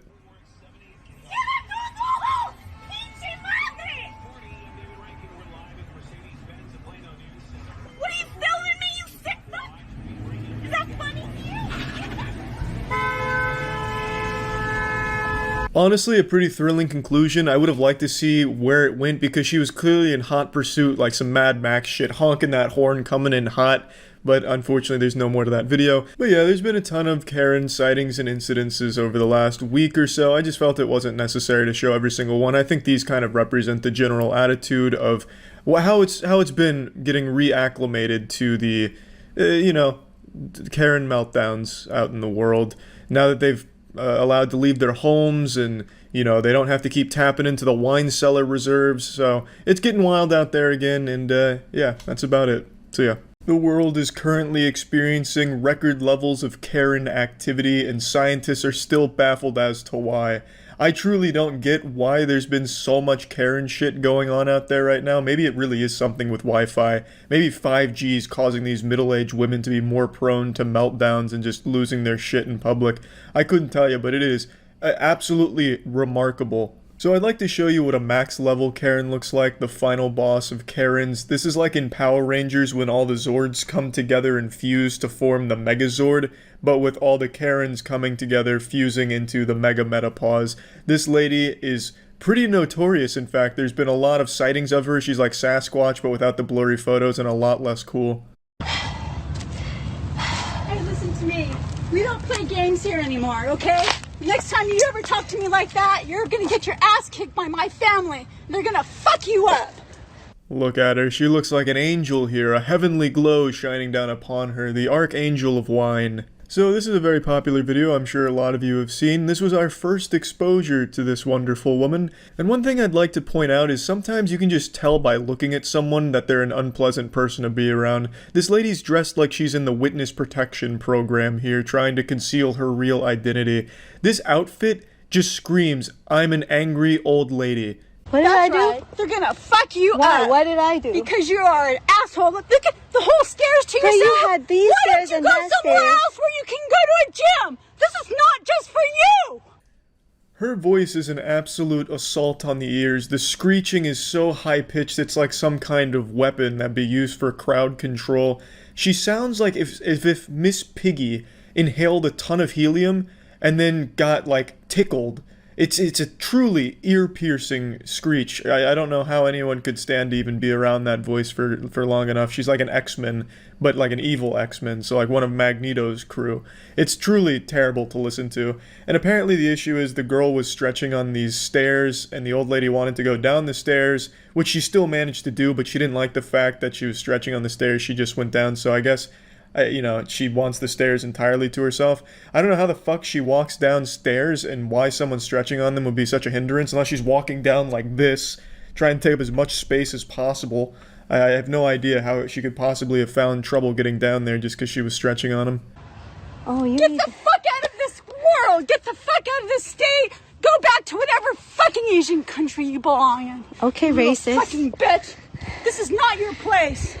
In a surprise to absolutely no one, she turns out to be racist, and if you look on her chest, it looks like she's got Tony Stark's arc reactor coming out of her chest, but what it actually is a gold medal. So congratulations to her for receiving the gold medal in racism presented by the Deep South Sister Kissing Committee. This is not your home! We do not want you here! You put that on Facebook, I hope you do, because every fucking person will beat the crap out of you from here on out. These are the people that use Facebook. Facebook is a fucking curse. I guarantee she thinks the only website on the internet is Facebook. It's just the only place she goes. It's where she gets all of her fucking garbage. It's truly a terrible place. But I don't even understand her delusional logic. Like, I hope you put this on Facebook because people beat the shit out of you. Why? I don't understand. She hasn't even, like, said a word. So her just filming her meltdown is somehow gonna get the filmer beat up? I think Meemaw's been hitting the sauce a little too hard. She's living in a fantasy world. I just can't understand the logic. Hey, look at this video of an old woman melting down. Let's beat up the person that filmed it. Like, even this lady's inbred family would probably be on the side of the girl filming this. Like, yeah, Grandma was looking like a real piece of shit on this one. Don't you ever say, oh Jesus, to me when I want to use the stairs, you little bitch! There's other stairs. You are a sick, fucking, ignorant teenager. Oh, thank you. Fucking what, middle-aged woman? Who wears black in California sun? Who the fuck wears black? Are you an idiot? You wear black in California sun? Seriously? Now, I'm no expert on the California sun, but I'm gonna wager a guess and say it's not too different from just the normal sun. I'm pretty sure, and take this with a grain of salt, wearing black in the sun is probably okay, but this isn't the end of this lady. This was only our first encounter, the first phase of the boss battle. In fact, this outrageous octogenarian walked away in this video to go to her car in a nearby parking lot where she was filmed again being loud, yelling, and racist. So she was really just on a spree this day. She was speedrunning racism. Great. Did you just make a racist comment? You know what? I am not a racist person. You just made a racist comment. You need to go home. That's right, baby. The Princess of Piss is back, and this time in HD. She's up close and in your ass. Experience the highly anticipated sequel to the Meltdown on the Stairs. New York Times is giving this one 2 thumbs way up. I am from here. Look it. Go home. I am here from here. Go home. I don't care about your Facebook or your video. Oh, okay. You're making a racist comment right now? Do you know how many people can't stand you being here? Oh, great. You play games. We don't play games. Oh, what kind of game are you playing? I play games where you get fucked to death. That sounds like a very aggressive game. I consider myself an elite gamer, and not even I would play a game like that. Now, if you've been paying attention, you'll notice that she said this exact same thing to the girl, minus the getting fucked to death part. She left that part of the game out, but she did say to the girl on the stairs, "We don't play games." So game time for this lady is over, kaput. She has put the kibosh on game time. She doesn't like games anymore. She quit. You know, she said, Bethesda's taken my money one too many times for garbage products. I'm done playing games. Now, I'm fucking to death or something. It's hard to say, but she clearly liked games, but she doesn't like games anymore, so now she keeps bringing up games. Oh, okay. Well, great. Let me take your card. Let me put your number plate too. You get away Great. from me. So this lady. You are going to go to real jail now. I cut out the part where he's showing her license plate, but she was saying she's gonna call the police on him now. I can't imagine what for, but this lady just hates Asian people. So I can't even imagine what this fucking police phone call she's planning is going to even consist of. Yes ma'am, what seems to be the emergency? Yeah, this guy's Asian? What do you mean, go fuck myself? Well, great, you are. I think you're going. Understand me, kind of man? You understand me, kind of man? Respect. Respect. Respect people. Respect. Lady. I don't understand your language. Respect, man. lady. Respect? Then you move your car. You're there way you too close. Get away from me. There you go. You don't even know how to park the car. Yeah, I forgot. Can't cut out the license plate here, but I definitely need to show you what this is about. So she's super mad because his car is close to hers because she can't fucking park her car.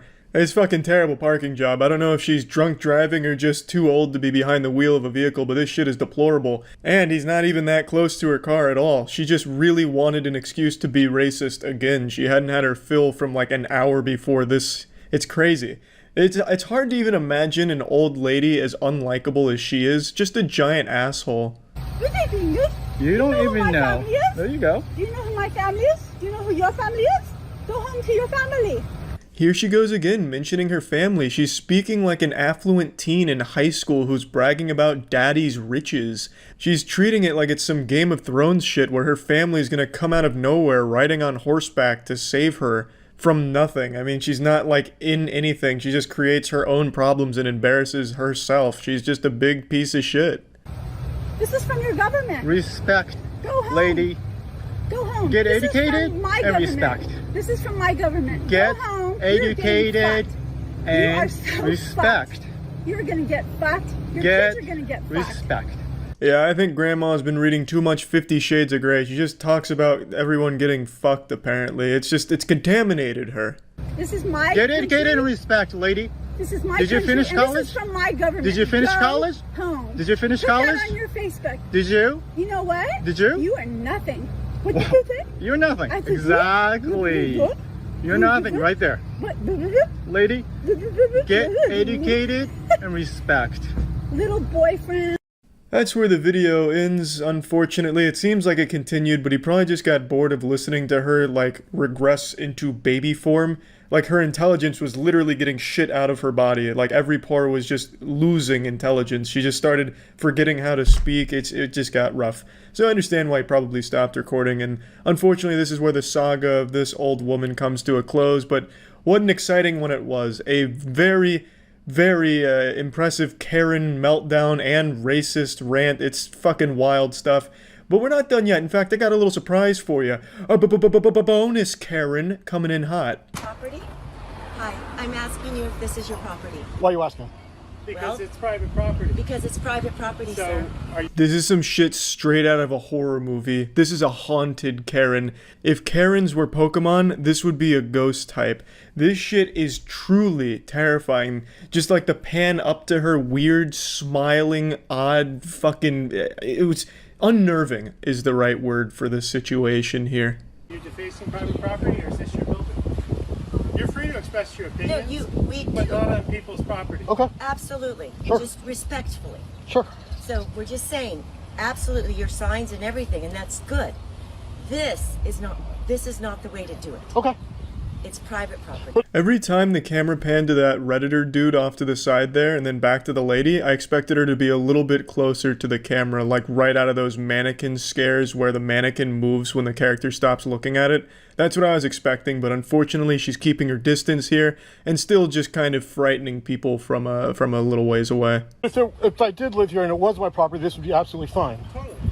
And you don't know if I live here or if this is my property. We actually do know.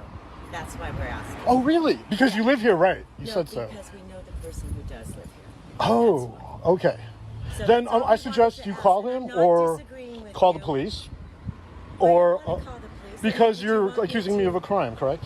He's beginning to anger the Karen spirit here.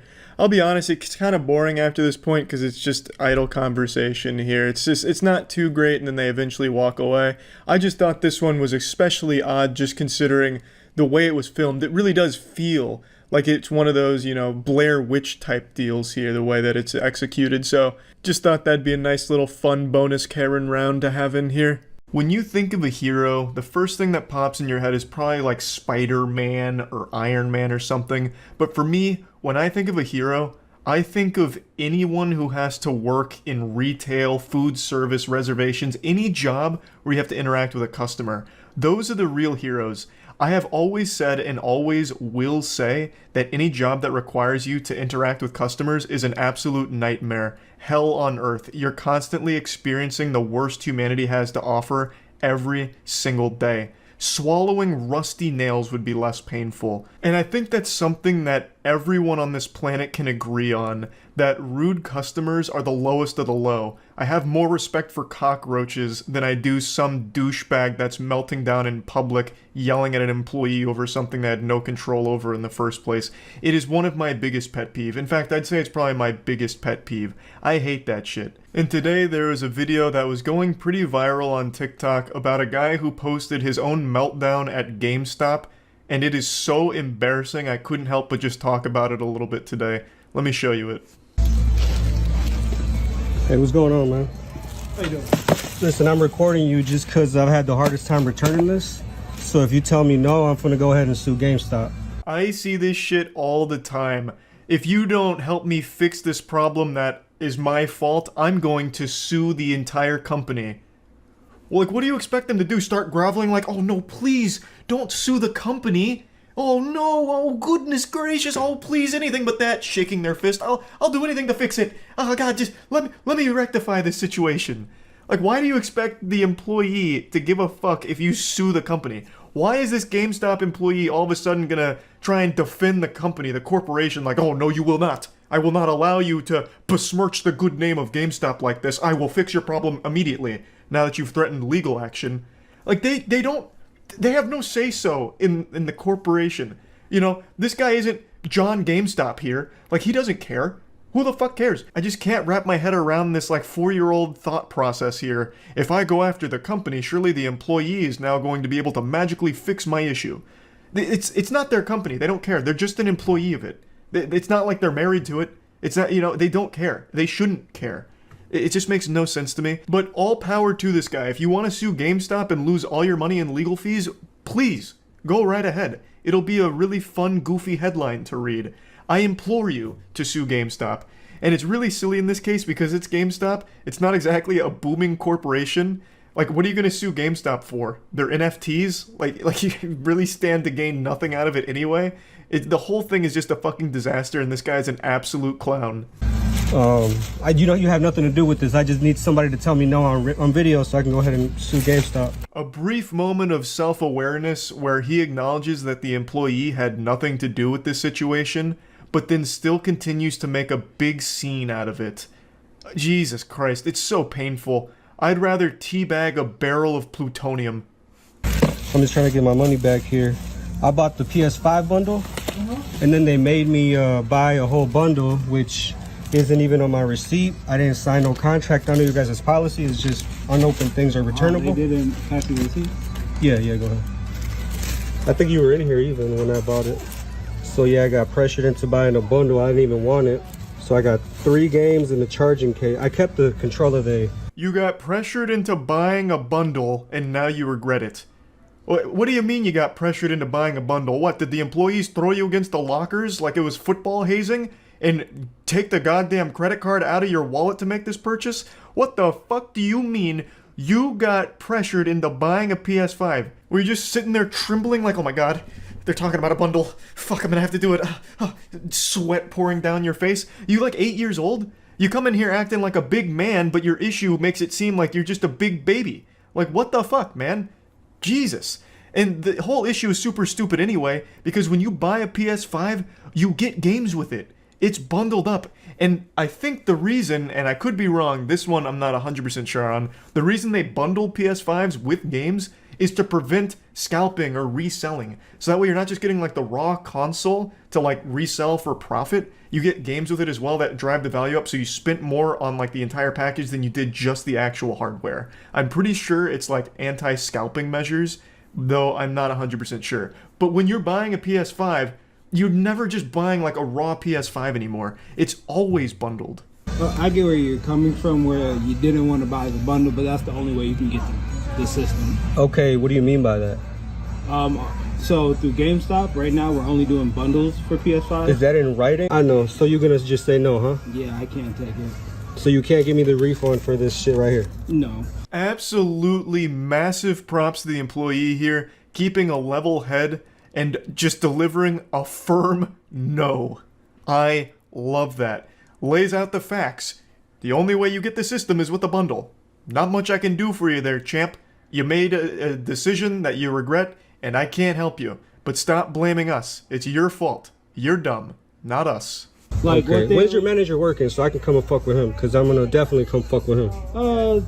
It should be tomorrow. Tomorrow? What's his shift? He should be in the morning. All right, and what's his name? I just come and I'm just gonna come fuck shit up. Like I'm telling you, I'm not fucking around.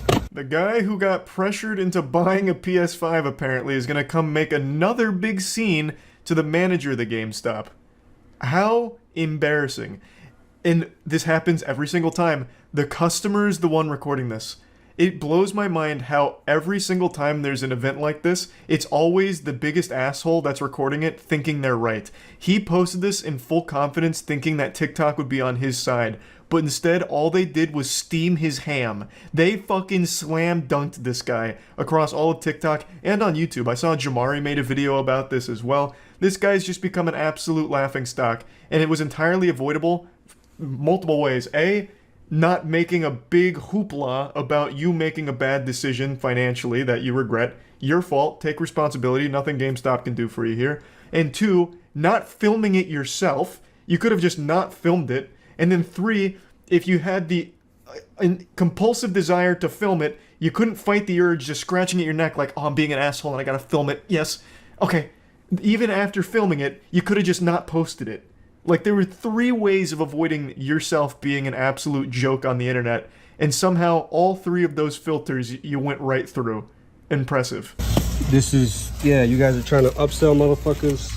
I could have paid $800 on StockX if that was the motherfucking case. But you're just getting the system off. I don't want no fucking Ratchet and Clank. Are you kidding me? You know what this is, bro. No, like, I pay $800 for some bullshit. Like, say if like you wanted different games, like you legit like.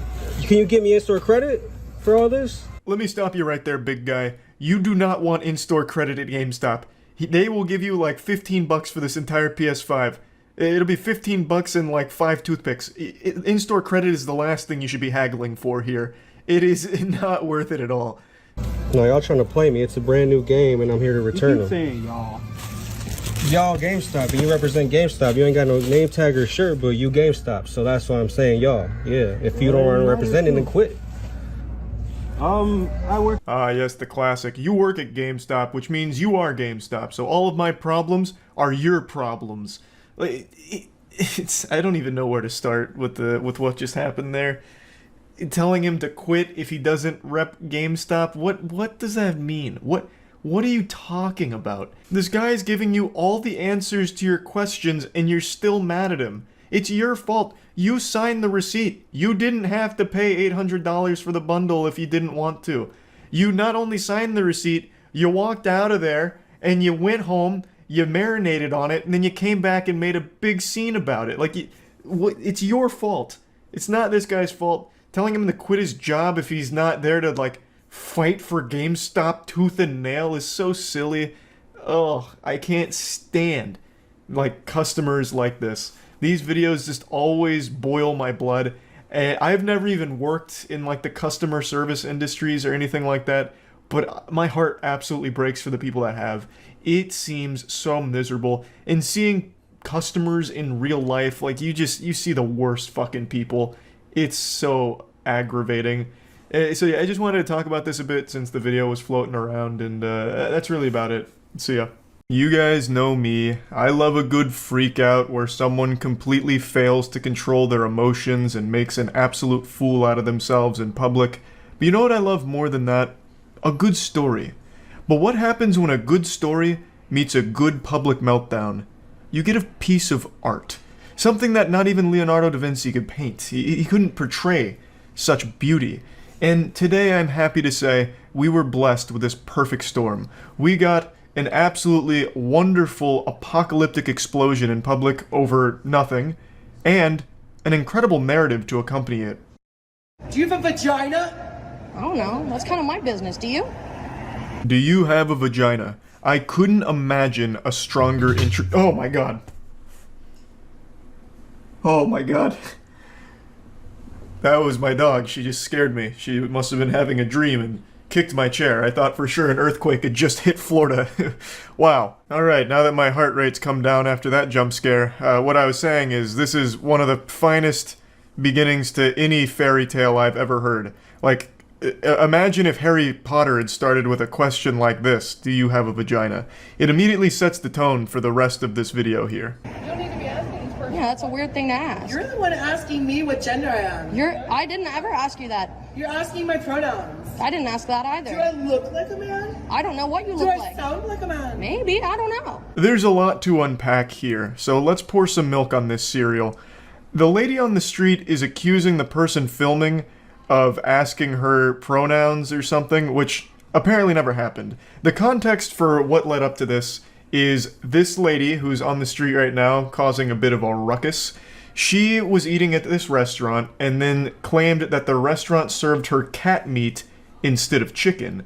So naturally she was outraged. I don't know what the restaurant was, but the only place I could imagine serving you cat meat is Burger King, and it would probably be better than their normal menu. So she's upset, thinking that she didn't get the chicken she had rightfully paid for, and she's making a big hoopla about it. Apparently she had threatened to go get assault rifles, which I imagine is implying she'll come shoot up the place. She was also apparently throwing things at the window of the restaurant, which is when this person started filming this freakout. And that's where we're coming in here into the story. So we're already in like Act 2 of this play, but now you know what led up to this moment. I also forgot to mention that shortly before recording, she was allegedly throwing around slurs as well. Now I'd like to focus a bit on when she says, "Do I sound like a man?" Because she does something very interesting here, and I don't know if you caught it. I'll play it again. Do I look like a man? I don't know what you look like. Do I sound like a man? Maybe, I don't know. When she says, "Do I sound like a man?" she does it in a goofy accent that sounds like a Scottish professor. I don't know why. I guess some wires got crossed in her brain or something, or perhaps she really believes that every man sounds like a distinguished Scottish gentleman, but it is such a beautiful, like, flair to her sentence that I couldn't help but point it out. Do I stand like a man? What does a man stand like? Oh, then I guess no. This is my favorite part. Do I stand like a man? And then she strikes this ballet recital pose. She gets into like this wide stance. It looks like she's about to go into an improper deadlift. These kind of reminds me of like when kangaroos flex. You know, where they throw their arms out and you see like all their bicep veins and shit like that? It's the same pose. Yeah, don't mind me. Just a dude posting up, just standing like a man. Because that's how all men stand. I've never seen a human being stand that way, let alone just some guy. I don't know what's going on here. It's like a video game NPC that's starting to malfunction here. Like her animations are getting messed up, so her idle animations all kind of like janky. It's just a wild ride. And I've seen a few people talk about it, and they've said that this may have been like mental illness or something, and it's impossible to know for sure. But I've seen a lot of freakouts. I wouldn't necessarily call myself an expert, but I'm not far off from my degree either in analyzing meltdowns, I'd speculate. So I'll go ahead and pass my professional opinion here. I think that this is probably substance-induced. I've seen a lot of these kind of things, and they all have one thing in common. Typically, some sort of substance leads to an outburst like this. So that's my little armchair analysis here. But again, I don't know for sure, and if it is mental illness related, hopefully she gets the help she needs. But threatening to bring assault rifles to shoot up the place is not acceptable under any circumstance, nor is throwing rocks at the place and throwing around a lot of slurs. Yeah, record me. Are you recording? You sneaky bitch. Are you fucking recording me right now? I'm holding my phone. Okay, good. Call 911. They're already on the way. Perfect. Can't wait to talk to the officer. Ah! Stop! Oh, stop! Stop! Fuck you! Fuck you, Dad! You've gotta love a happy ending. I want to give massive props to the person filming this. They did an amazing job. The conversation that they engaged on, like that back and forth, seemed like something out of a cartoon. It was so well done. They were able to respond to the lady's wild questions so quickly. Do I stand like a man? Strikes the pose. Well, no, I guess not in that case. Just really impressive stuff, and I love this cut from can't wait for the cops to get here to being arrested. Like, you couldn't draw it up any better than that. So, to give a little context what happened here, after the initial, back and forth and the do I stand like a man and her fucking going hog wild on that pose, she left and then came back, but this time was a little more combative. The cops were called, cops arrived, and she was arrested. I don't know exactly what led to the arrest, because typically what would happen in a case like this is the cops just tell her to get out of here, scram, skedaddle. I'm assuming she got very combative with the officers as well. So, pretty rough set of circumstances, but I don't think the person filming did anything wrong. Threatening to shoot up the restaurant and throwing rocks at it, that's definitely grounds to at least, getting the authorities there to say, hey, no, please leave. At the very least. Now, this is where the story wraps up. There's still a few plot holes here that I don't have the answer to. Whether or not the restaurant was actually serving cat meat remains to be seen. I'm sure there will be a thorough investigation after she files her claim on it. I would venture a guess saying that probably not. I think it'd be a lot harder to get cat meat than it would be just to get chicken in the first place. Like, you can find chicken everywhere now. You can fucking find chicken in a dumpster outside. I could throw a rock right now and probably hit a giant chicken breast. It's just so readily available. Whereas cat meat, it seems a little bit harder to source. So, I wasn't there. I didn't taste it. And even if I did, I don't know if I'd be able to identify the taste of cat over chicken. My palate's not that fine-tuned. So, we don't know for sure whether or not it was cat or chicken. I'm going to go ahead and throw my hat in here and say it was probably chicken.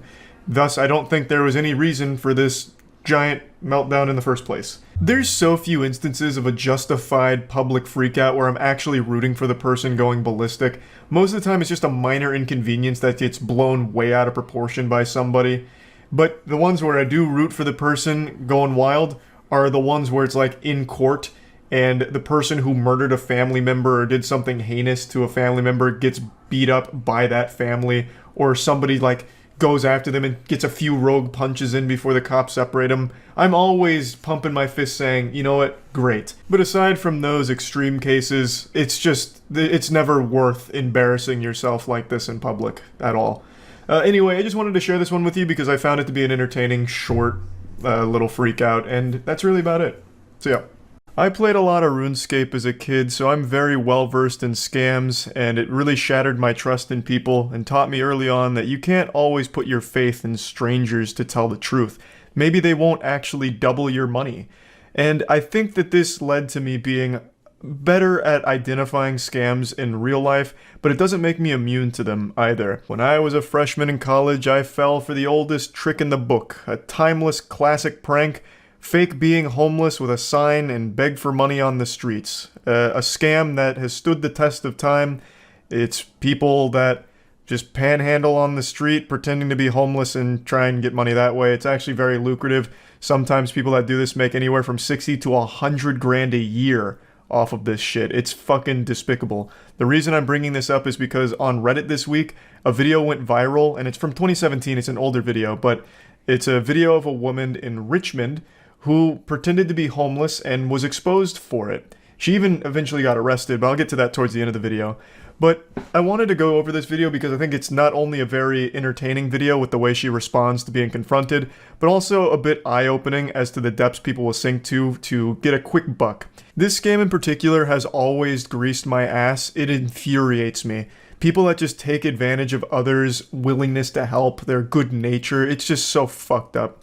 But I'll quickly tell my story since I was a victim of this scam when I was younger. I don't know if I've ever told it, I'm sure I have at some point, but when I was a freshman in college for the first semester, I used to commute to university, and I always took the same route, just like a little NPC that never deviates from the schedule. I would always go down one road in particular that had a guy standing at the corner of one of its major intersections.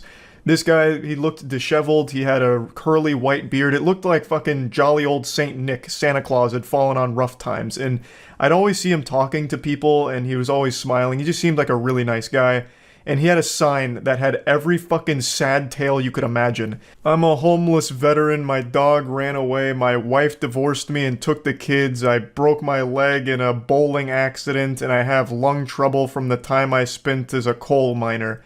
Any money you can spare is very much appreciated. God bless. It sounded like a fucking country song, and it was heartbreaking to read. So every day, Monday through Friday, I'd give him $20, sometimes $40 if I had a little extra, and I did that for about a month, or a month and a half maybe. But then I got hit with a shocking plot twist straight out of a Darman video. I swear to God, it would have been less painful to find out I was adopted.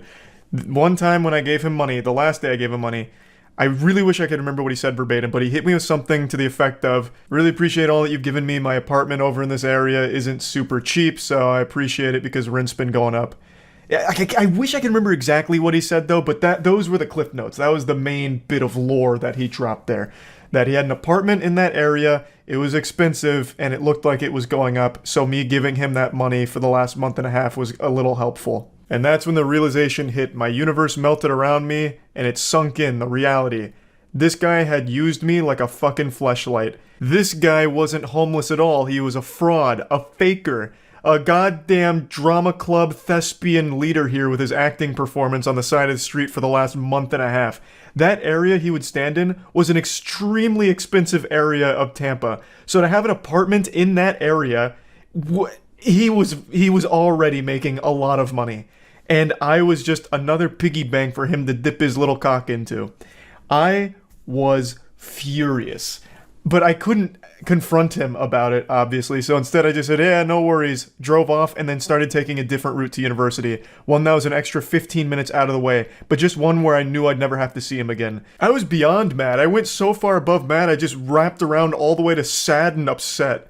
Like, I used to take extra money out of the bank just to make sure I had enough cash in my wallet to give him $20 Monday through Friday. This dude became like a daily part of like my routine, like to make sure that I was able to, you know, help him out a little bit. I just wanted to see him succeed, you know, do something good for someone that fell on hard times, only to find out it was all a lie. I don't know if he meant to do that, like maybe he felt guilty from all the money I'd given him, so he decided to drop that little nugget of wisdom, letting me know that he wasn't actually homeless, or what that was about. Maybe he slipped up, I couldn't tell you. But man, did it teach me a very hard lesson. I know that was a long story, and I still haven't even played the video of the fake homeless woman here, but I just needed to let you all know that this shit makes me fucking mad. There's no audio in the beginning of the video here, probably because it's just them puking from disgust at what this woman's doing. So it's just showing that she's going car to car, asking for money, and can even be very aggressive with the way she panhandles apparently. And then they eventually follow her all the way to her car, which is parked nearby. So this woman was a known scammer. She's not actually homeless, she has a very modern car. This video is from 2017, so her 2014 vehicle here is a very modern, pretty expensive car. So obviously, she's not actually on hard times. She shouldn't be begging for money. I shouldn't need to explain that to anyone. I don't think there's anyone out there that'd be like, well, Charlie, it's a legitimate profession, taking advantage of people's willingness to help someone in need. You know, this is her job. This is her 9-to-5 work, begging for money under the false notion that she's homeless and needs it, when clearly she doesn't. So, just a whole lot of bullshit, just a slimy, pathetic worm here. And this is 2014, so I'm assuming by now she's moved on to doing OnlyFans, probably to moderate to no success there would be my guess, or she might be back on the streets scamming. There's no telling for sure, but she gets confronted here by these two men that are filming, and then her immediate response is to once again just try and play the victim, so she walks over to the local McDonald's to try and get them involved. I always love this immediate response. I'm calling the cops. Yeah, you've caught me on film scamming and doing something illegal. You can't panhandle like this. It's a crime. But I'm gonna call the cops on you because you're making me uncomfortable with your video exposing me. In fact, you're hurting my feelings. The delusion is just always so fascinating to me. Like, what could she possibly think would have happened if the cops showed up? They were gonna take her side? Well, I mean, gentlemen, you are filming her in public. You're going to jail. It's a capital offense. Ma'am, please go back out there and keep scamming. Like, she had to have, at least for a brief second, had some neurons fire to tell her that it's a bad idea. Like, I'm breaking the law?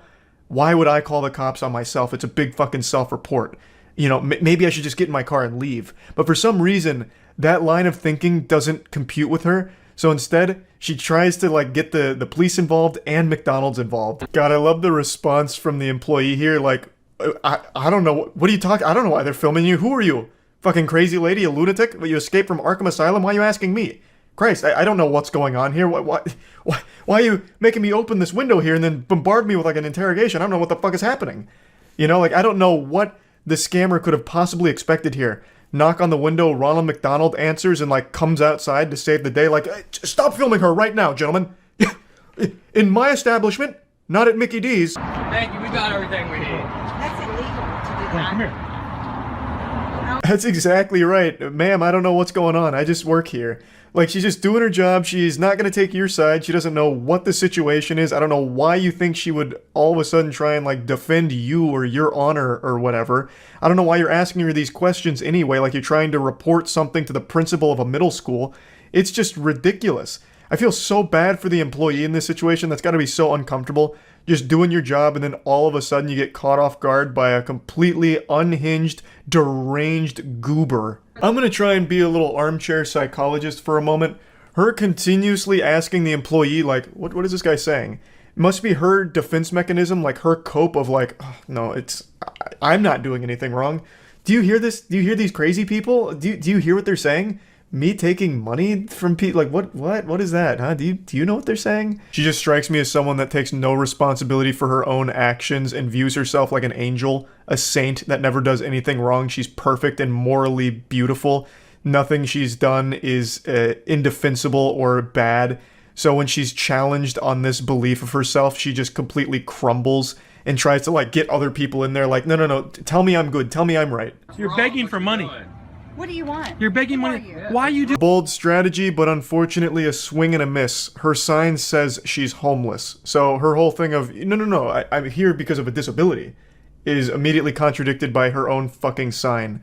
Also, I will say, she has great fashion sense. She's wearing a shirt that says, I train while you sleep. So checkmate, nerds. While we're all snoozing and catching our embarrassing wet dreams, she's out there on that grind, the Sigma grind, scamming. What a hero. She's like a random encounter in an MMO right now. She just keeps going up to anybody around the area like, excuse me, these people are saying that I'm not a good person. Can you believe that? Isn't that ridiculous? And then she even tries to say that she can't get in her car and leave, that they're blocking her. But they're not. She can get in her car and leave at any point, and at the end of the video she does. Spoiler alert. They weren't blocking her at all. They were just following her around, insulting her, and rightfully calling her out on this bullshit. Kill you. This fucking imbecile even tries to flag down a customer that's just leaving the restaurant after getting their meal to try and, like, talk to them and get them involved in all of this. It's so weird. And she constantly keeps mentioning that someone's going to kill them, that what they're doing is going to get them killed, which is of course pretty fucked up. But at least this story has a happy ending because she got arrested shortly after this video went viral in 2017. She was arrested on 3 counts of throwing a missile at a moving vehicle, a charge I didn't even know existed. That sounds like some supervillain shit. How is she throwing a missile? That's like something Senator Armstrong would do in Metal Gear Rising. But then as I read more, it's because she would like throw Gatorade bottles at people or something, so it's pretty wild. So yeah, I just wanted to talk about this story a little bit since it's one I'm very passionate about, and that's about it. So yeah, you see the brawl at McDonald's in Costa Rica where a single man KO'd 9 dudes? Whoa, what? What are his hands made out of, bricks? So here's the Dexerto article on it. Oh wait, this isn't the same one, this is Canada. Wait, is the other source wrong? Because How many brawls broke out over Pokemon cards at McDonald's? McDonald's Canada shouldn't treat customers like this. He says he has no books or Pokemon cards left in stock for the whole rack of them. He gave me a donkey 2 times in a row. McDonald's, I want to press charges on McDonald's. Wait. What is he pressing charges for? This is discrimination. You're discriminating against Redditors here by not giving me these Pokemon cards. What is the charge? I don't understand what he'd even go for. No, I'm not being worse than a sick child. I want Yes, you are. Put it online. Put it online. I'm being targeted. Oh, I will if you want. Being targeted? I wasn't going to, but Please I put it will. online. I'll continue because Churro, Nova Scotia, Canada, McDonald's, and say they don't have a book or Pokemon cards in the building. Brother. It's just some McDonald's Pokemon cards, man. He's so heated. And he's saying it all like so stern. Cell phone. Yeah, you can stand it. You can go all the way. You can. I'm making a scene because you're being that. Yes, sir, you are. This is the weirdest argument ever. Now he's speaking like he's speaking like he's talking to a child. You're being bad. They haven't done anything wrong. They don't have any Pokemon cards for him. Just go to another McDonald's, please. Excuse you. Exactly. I'm dealing with this manager here. Maybe he can get. This can't be real. Honey, back up. I'll press charges, dude. Oh no, not the charges again. Then do it, bro. I'm saying do it. You said you do it. I'll never understand why people that look like this guy, who I know has never been in a physical confrontation in his life, feels so confident to challenge someone else to punch them. That's never going to end well. Like, that's just the worst bluff to make. Anyone can sniff out that you're not exactly a fighter. So why even try and, like, shake that hornet's nest? Just because they want to sue? Maybe, I guess. He does keep threatening lawsuits. Maybe that is, like, the overarching plan. But still, it doesn't seem worth it. Try to get hit so he has evidence, the classic. I guess, yeah. I feel like there has to be extenuating circumstances, right? Like, I'm not an attorney, but let's say I was representing this guy, assuming he gets in there and feeds him a knuckle sandwich. I feel like I could make an argument like he literally asked me to do it. I was fulfilling a request. He told me. He said he wanted me to. What am I supposed to do? To decline? I'm a nice guy. It's better to give than to receive. So I gave him the gift of a knuckle sandwich. He asked for it. There has to be a way, right? Like, you are literally telling him to. Yeah, he's a consenting adult. You're fucking worst nightmare. Yeah, right. Meet you outside, bitch. All right, let's go. I'll meet you. Let's find out. No. Look at you. How big are your ankles? Size small? I'm like a. What? I'd like your nose off, bitch. This can't be real. This cannot be real. Do it. Do it. On camera.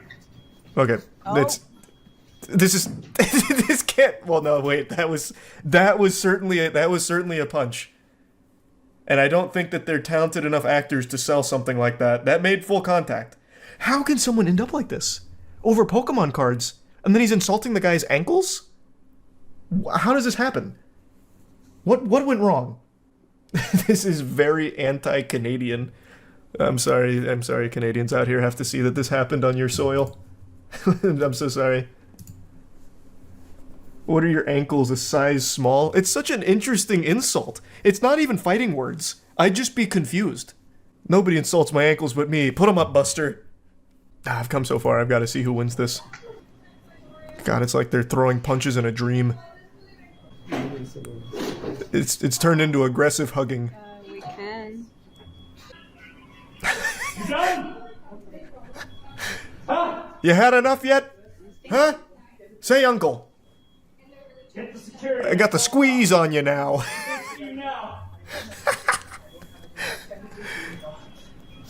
I'm gonna beat my Pokemon cards out of you like it's a Mario coin block.